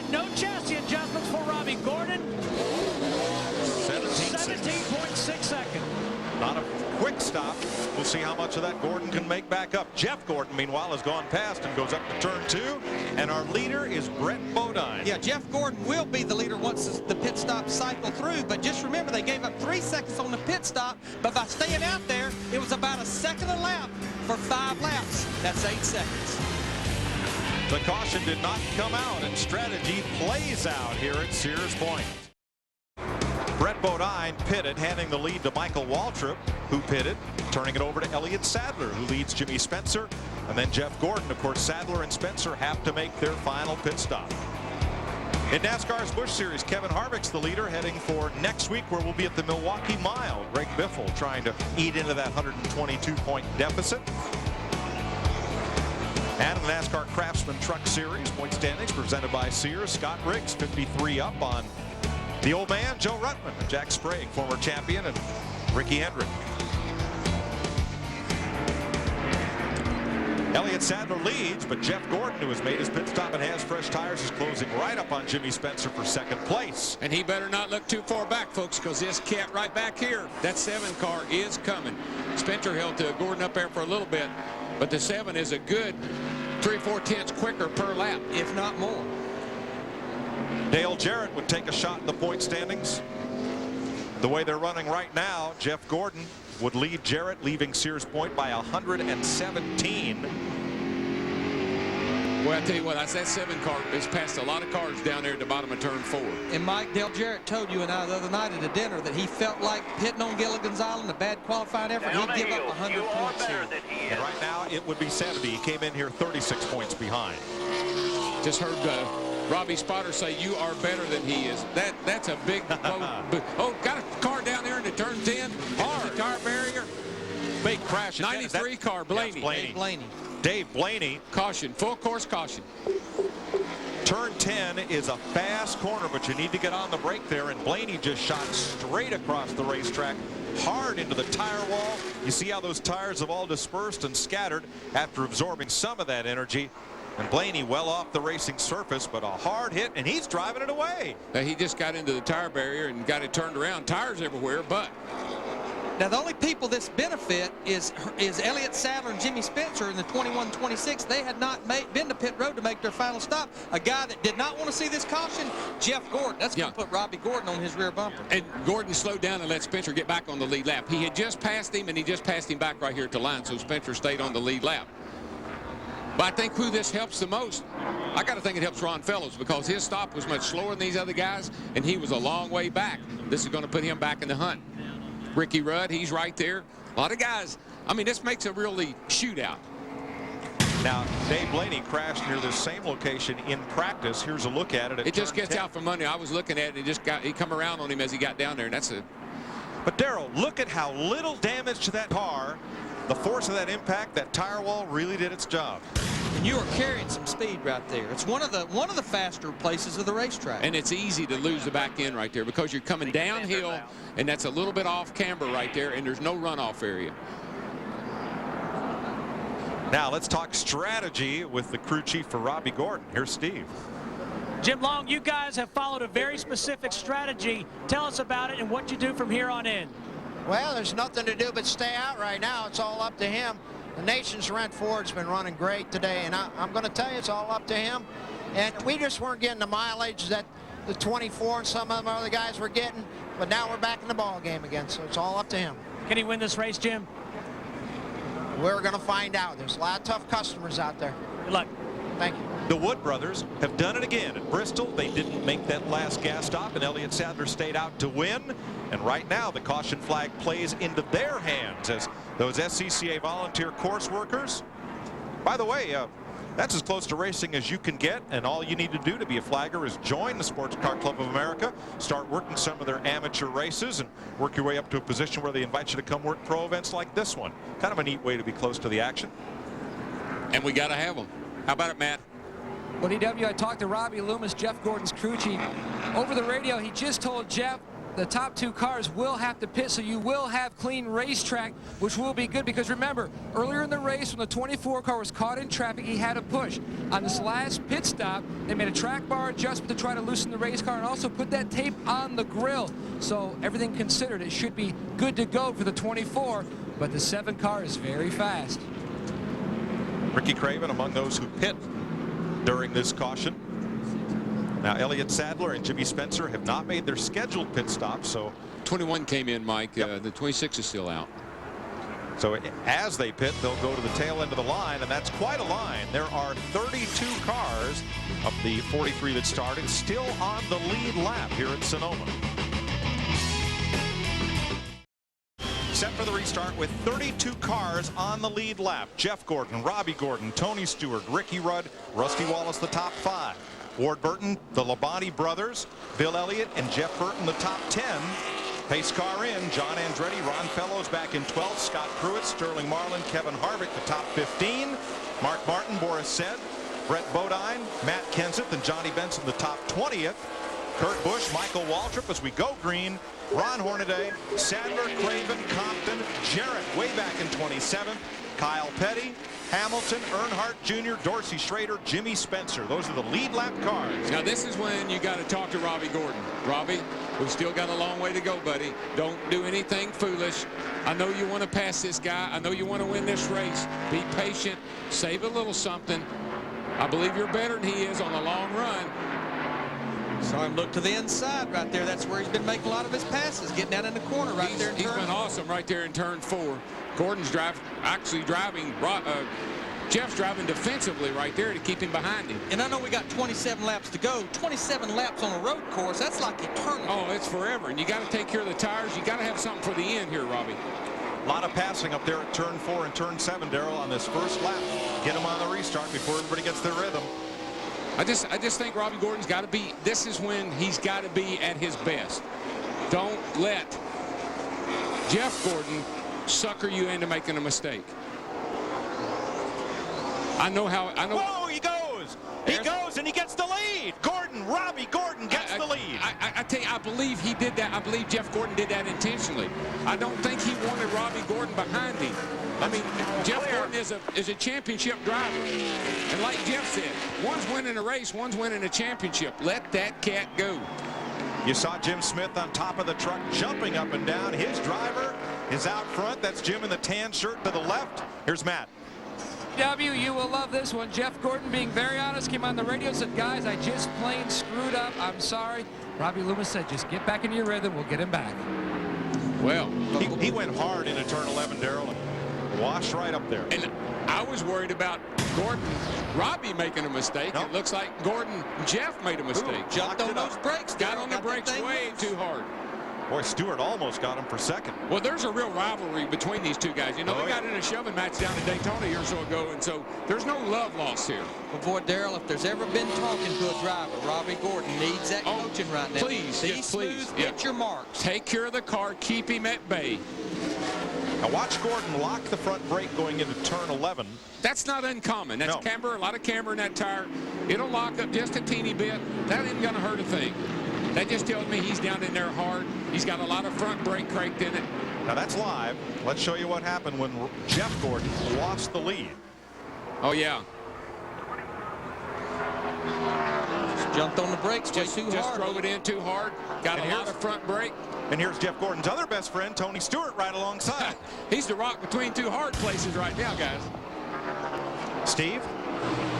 You know, you talked about how Jim Long and the spotter should be coaching Robbie Gordon. He's actually very focused on the last caution before the last restart. He told his team, let's keep the conversation to a minimum. I've got to focus on this race. So maybe he has gained that maturity.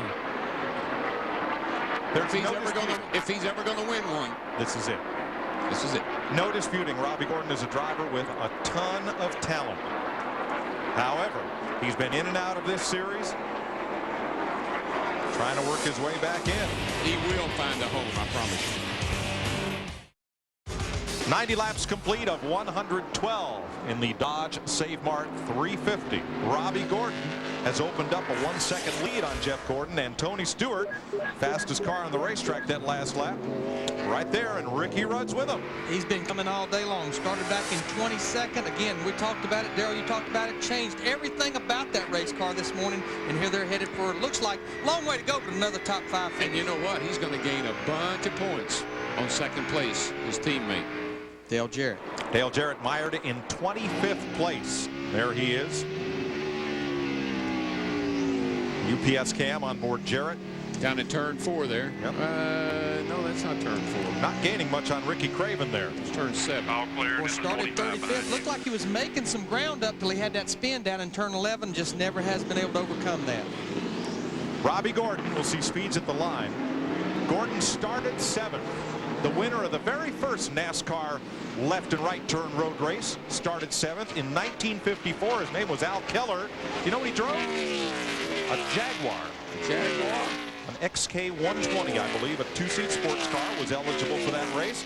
There was even a Volkswagen Bug in that race. The only time that's ever happened in what is now Winston Cup racing. Top 3 speeds pretty close, but Tony Stewart, who's in 3rd in a 20 car, he did have the fastest speed and has had the last 2 or 3 laps. Yeah, Robbie Gordon is up there singing na na na na na na na na, hey hey hey, goodbye. Something's gonna have to happen for him to catch that cat.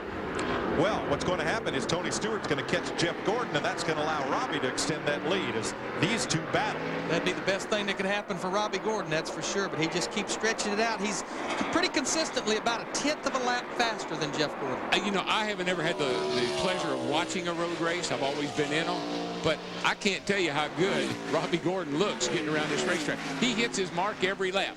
He's right where he wants to be every lap. As I said before the break, there's no question he has a lot of talent. But to go with that, he has a mercurial personality, an A.J. Foyt kind of approach on and off the racetrack.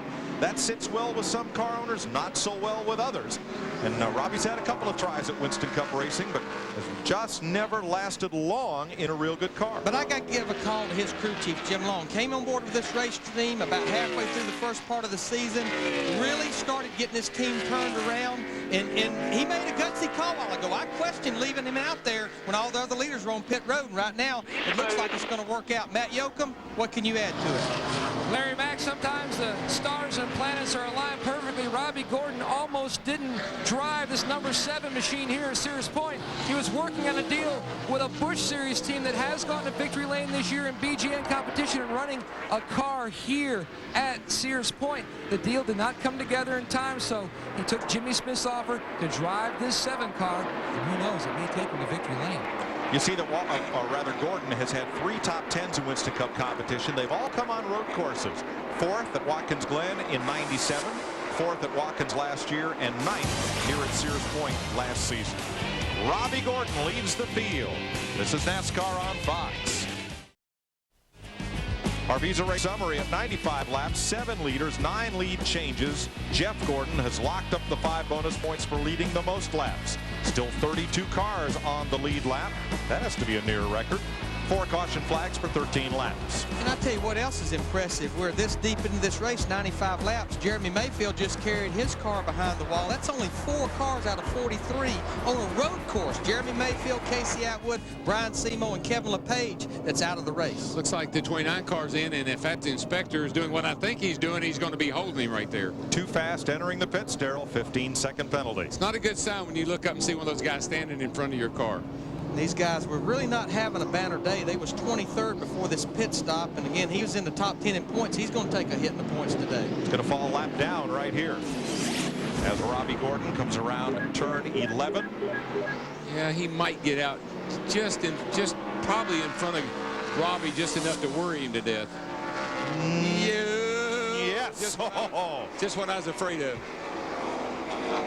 It's not what Robbie Gordon needs right now. No, it's not. And of course, you know, Harvey's got fresh tires. He's going to get around him, but it's going to cost Robbie a lot of time. And Harvey is a little hot. He got held for speeding.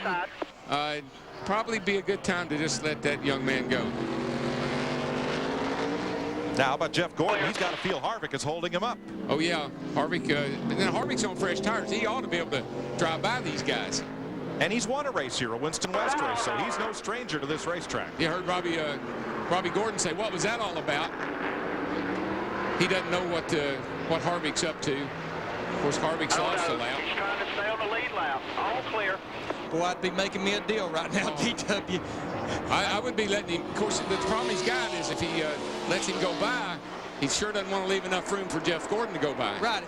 Depending on where he let him go by, if he opens the door, Jeff Gordon's going to be there with Kevin Harvick. Surprised that Harvick with the fresher tires couldn't make the move. Stewart inside Gordon. He's got him. Second place. He's got him. And the fans go wild. Now would be a good time for Robbie to get that 29 car out behind him, but he got to be careful. On second thought, he don't want to get him in front of him and let him hold him up. So it's kind of between a rock and a hard place. He had a good chance there at turn 2 to stay left and let Harvick through and chose not to. But if he gets Harvick in front of him and then Harvick can't go. Right. Here's a replay again. Gordon locked a brake up and Stewart got underneath him. Tony Stewart even got his car a little bit loose by heavy braking, but he was able to maintain the bottom of the racetrack and complete the pass off the corner. That's both guys racing down in there real hard trying to keep the position. Now let him go right here, Robbie. Let him go. Nope. Look at passenger side, clear. Robbie, you need to let him go, buddy. Or he'll harass you to death. Or you're going to have problems. That's fresher tires, Robbie. He is a lap down with fresher tires, all clear. And I see that Robbie doesn't need this. Come on, Tom, kick back a little. He doesn't need to worry about that car. Just drive your car. He gets up there and where he can, let him make the pass because he's going to make it. He's got fresher tires. He has to be able to. Turn 11, if Harvick doesn't overdrive it, that's his best shot right here coming down into 11. And what it's making Robbie Gordon do is overdrive his race car that's using his tires up even more. Yeah, he just needs to. Boy, I know how he feels. I mean, you don't want to let that guy get in front of you and hold you up, but you don't want him banging around on your back bumper either. And then also, if Robbie Gordon's car's been a little bit tight with someone in front of him taking that front downforce away, you don't need him in front of him for that reason.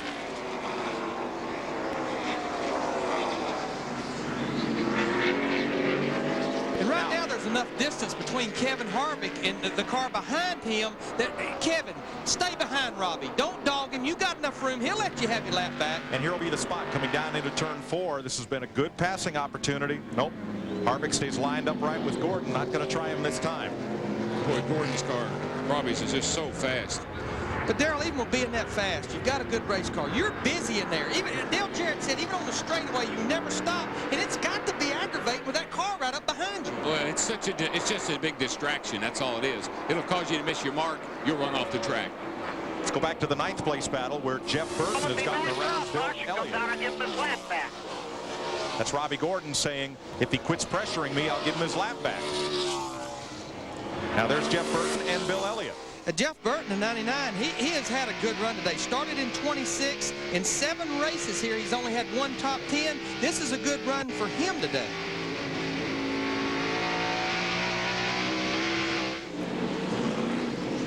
Down into turn 11 with Ron Fellows and John Andretti behind them.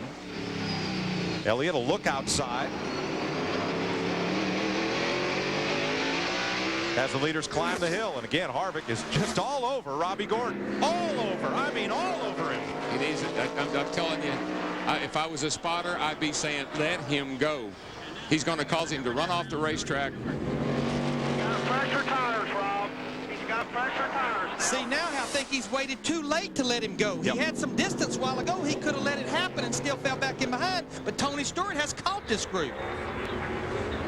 That is Jim Long going I wouldn't down be walking. If I was Jim Long, I would not be walking. I'd be running.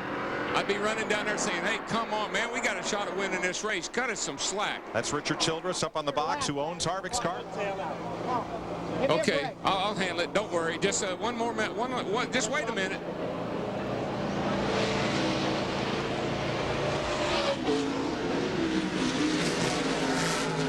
Jim Long, he's been around the sport for a number of years. He was part of that Bobby Allison championship team when Bobby drove for Diegard back in the early 80s. Just an excellent crew chief. He was Jeff Bodine's crew chief on the 60 car before that team folded up.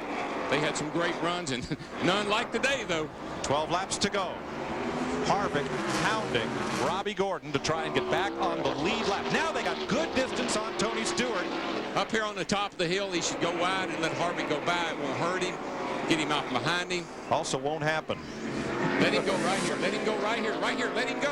When they get distance, they can pull away from Tony Stewart. When they start racing, Tony Stewart closes back up to Well, down here where the tires are more important, the cars are needing the grip, Harvick can close up. Turn 4, then a straight squirt across to turn 7. But Gordon left the door open. He's overdriving his race car right now, Darrell. Not sure. I just don't think this would be my strategy right at this point. You can see he's still plenty fast. He can pull away a little bit, and particularly up through these S's. Really accelerates great right there. Darrell, Robbie must sense that his car is not great with another car right in front of him, and that must be why he's so afraid to let Harvick. Well, I think what he's afraid of, if he gets it, obviously he can hold him off. If he lets him in front of me, what if he holds me up?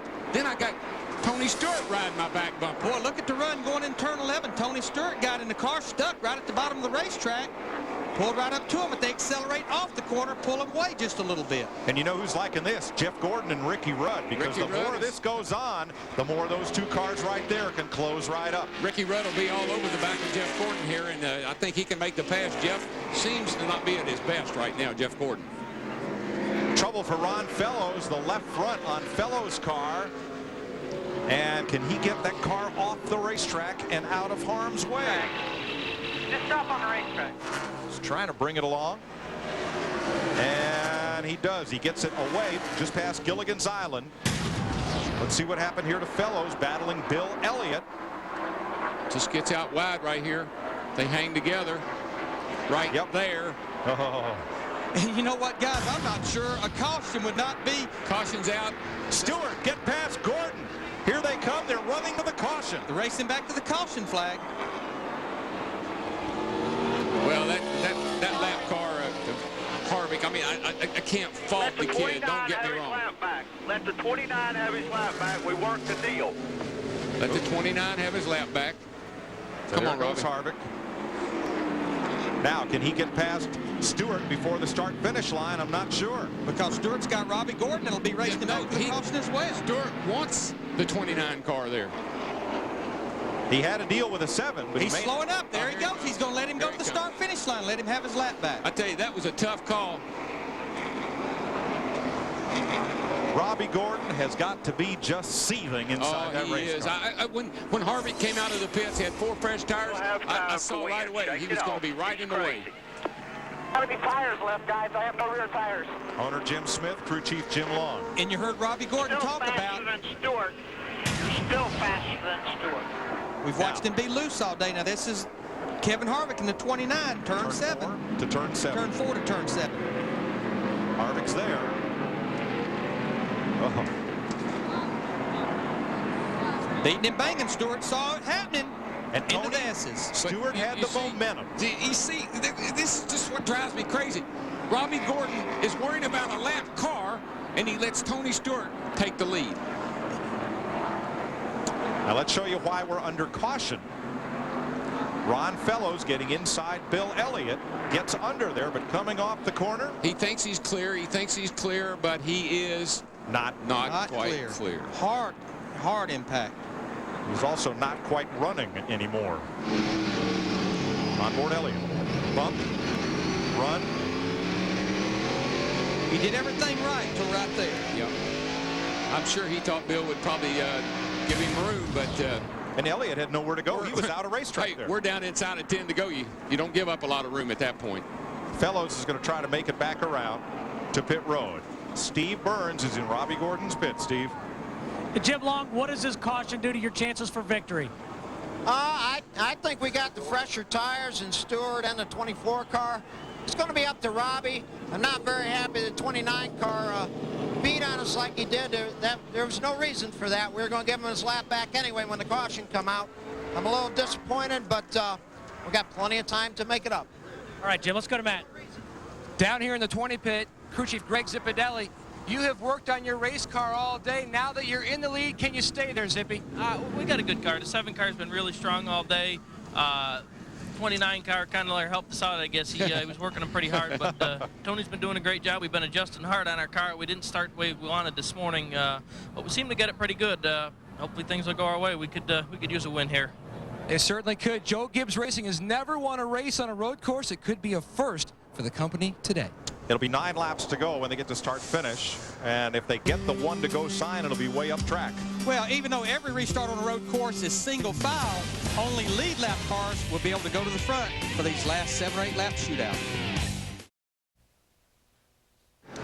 31 cars on the lead lap. Tony Stewart, Robbie Gordon, Jeff Gordon, Ricky Rudd, Rusty Wallace, Ward Burton, the Labonte brothers, Jeff Burton, Bill Elliott, the top 10. Do y'all get nervous when it comes down to crunch time like this? Just can't wait to see what happens next. Boy, I tell you, I get all my hands are sweating, my heart's pounding. I might as well be out there in one of those race cars. But you got to have those tires cleaned off. You got to be ready. Got to be ready. Got to be ready. Got to go. Oh, and Robbie wasn't ready. Here we go.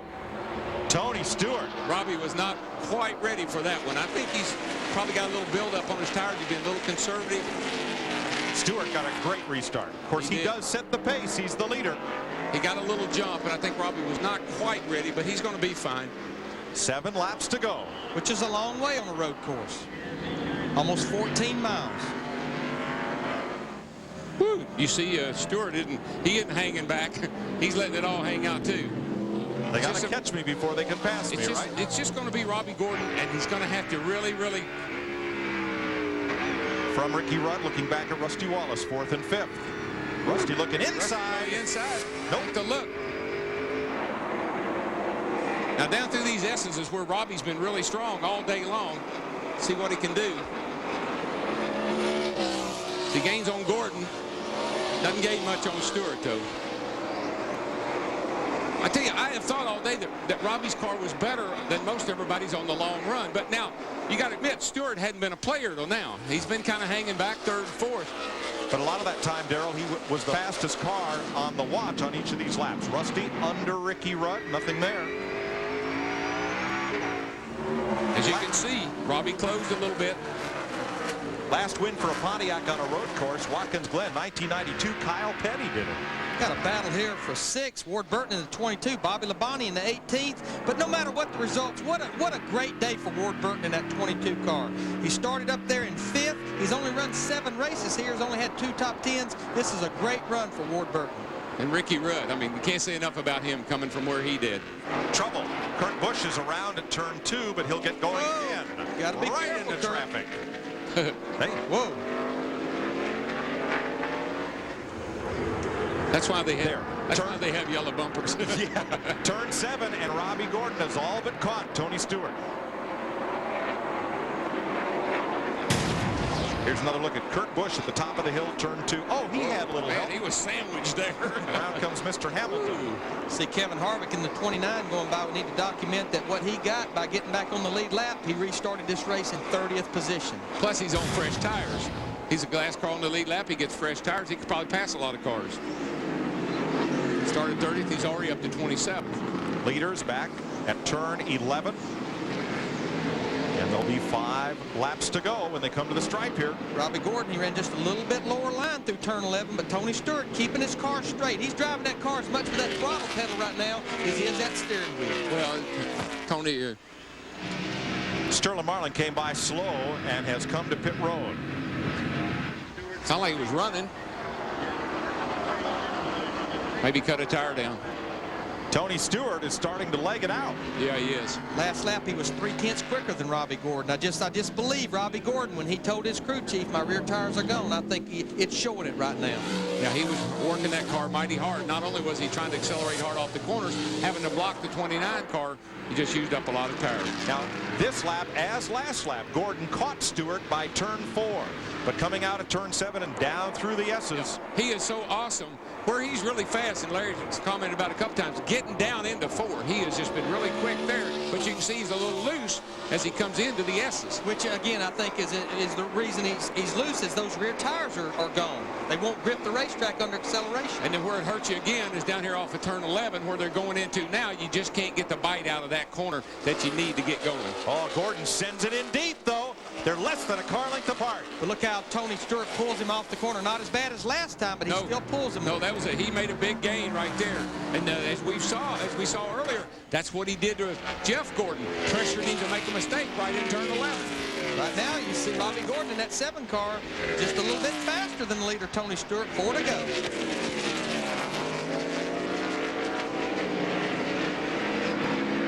Behind that front five, Ward Burton, Bobby Labonte continue their battle nose to tail. Back for 6th place.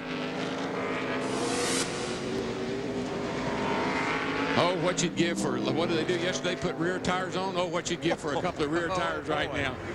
Again, Gordon catches Stewart at turn 4. Oh, he's there. All over him at 7. He's there, and I will give you a courtesy call if I can get to you. But Tony Stewart's working hard not to give him the bottom of that racetrack going through the corners. And right down through these S's, this is where Stewart is strongest. Again, Gordon is going to have to throw it hard in turn 11 if he's going to have any chance.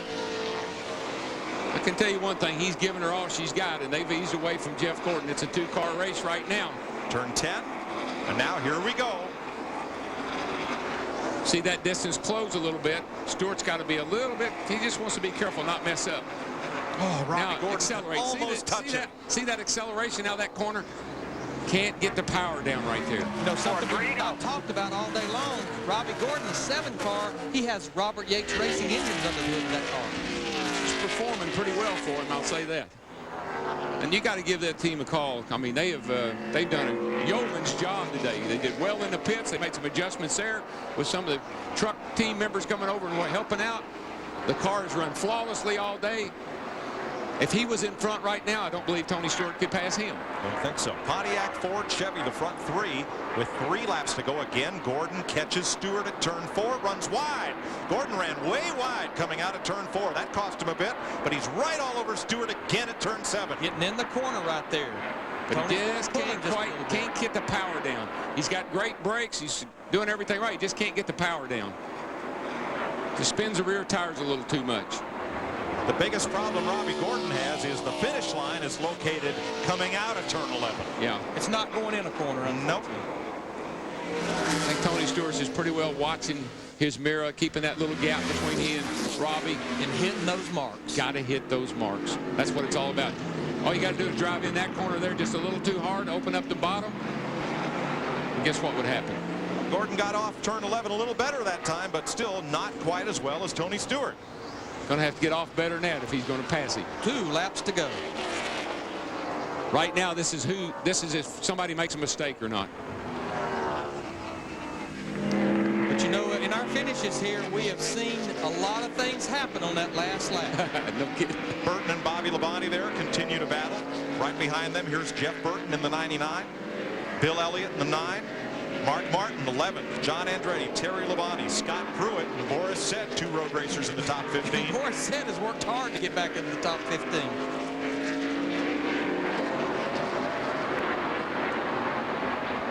Get at turn 7. Gordon is so close. He just can't get off the corner. Can't put that throttle down and stay in it. Couple of ex-open wheelers, 3 of them in fact, battling in the first 3 spots. And Ricky Rudd right there on their back bumper. Rusty Wallace not too far behind. Rudd, I think, is going to consider this a victory as Kyle Petty spins and gets back on track. That's too bad. He was up to 25th place, and you know, we haven't said a lot about him, but he's hung in there all day. Oh, Gordon goes wide down there. He goes real wide. Or Stewart, I'm sorry. Gordon closed, but not enough. But he's still accelerating, beating bad off that corner. Last lap. Boy, Stewart went way wide down there, but so did Robbie. Oh, a big pileup, and Johnny Benson and Dale Jarrett go around at turn 11. And Dale Jarrett had worked his way back up to 17th after overcoming that earlier spin down in that same corner. Here we are on the final lap. Let's see if we got anything left here, guys. Tony Stewart keeps her on the track. Tony picked up a lot of margin there. Dale Jarrett still stalled at turn 11. Now he finally gets going. Well, this is one place. And Terry Labonte has spun. It doesn't matter. We're on the white flag lap. I'm sure the spotters will be telling these guys. Yeah. Terry Labonte's sitting right where those cars come off turn 11. But they come to the flag no matter what on the last lap. Last lap, you race back. The caution is out, but they race to the checkered flag on the caution. Stewart by 6 car lengths. It's going to be interesting. Watch Robbie Gordon going down in his turn 11. This is a time you might as well go in and drive her down in there, Robbie. See what you got, buddy. No, he's too far back, Larry. Unless Tony locks it up and slides out of the groove. They know about Terry Labonte's car here. Tony Stewart. Look at Robbie. He's got her smoking sideways back there. Off the corner, and Stewart Stewart will get his 11th career Winston Cup victory. He wins on a road course in only his 5th road course start. There's Ward Burton coming across after a great day. Bobby Labonte, Jeff Burton, Bill Elliott, the top 10. Robbie Gordon pulls alongside Tony. Offers congratulations. Jeff Gordon pulls up and they give each other a wave. Not a lot of congratulations, oh, just a little bit. DW. So, man, I wanted that so badly. I know that Robbie could have tasted that one. That race had more twists and turns than the road from here to Healdsville. My gosh. And it is Tony Stewart who will take Pontiac to victory lane on a road course for the first time since 1982. Robbie Gordon, a great day to finish second in a one-off ride with Jim Smith. Jeff Gordon pads his point lead. Ricky Rudd didn't start the day with a good car, but he finished with one. Rusty Wallace, the top 5. And a look down through 30 cars on the lead lap. Boris said comes back to finish 11th, and Scott Pruitt, 2 of the hired guns, finishes 12th. And Michael Waltrip's finished every race here. I think he's run every lap in the 12, 13 times we've been here. John Andretti coasted across, and Dale Jarrett, 26th. Will lose a lot of ground to Jeff Gordon in the chase for the championship. And Ricky Rudd will gain a lot, too. That's true. Tony Stewart goes to our MBNA winner's circle. 5th road course start. First win on a right and left turn race. Steve Burns is there. And Tony Stewart taking off the seatbelt, Mike Joy. As you said, his 11th career win. First on a road course. Tony, tell us how you won that race. The guys in the orange uniforms behind you. You know, we were decent at the beginning, and then the second run we weren't as good. And you know, on the last stop, Greg and the guys made a great change. I mean, we tried something the second stop that didn't work, and you know, that last stop they made some changes that really made this car come to life, and you know, put us as quick as the 7 and the 24 were. Tony, did you feel before the race that you guys would be a factor for the win? Well, I knew we'd have a shot at it. It was just a matter of you know, whether we could be good all day. I mean, I've always had such bad luck with a flat tire and getting sick last 2 years, so I just wanted to get to the end of this one. All right, we'll let you get out and celebrate.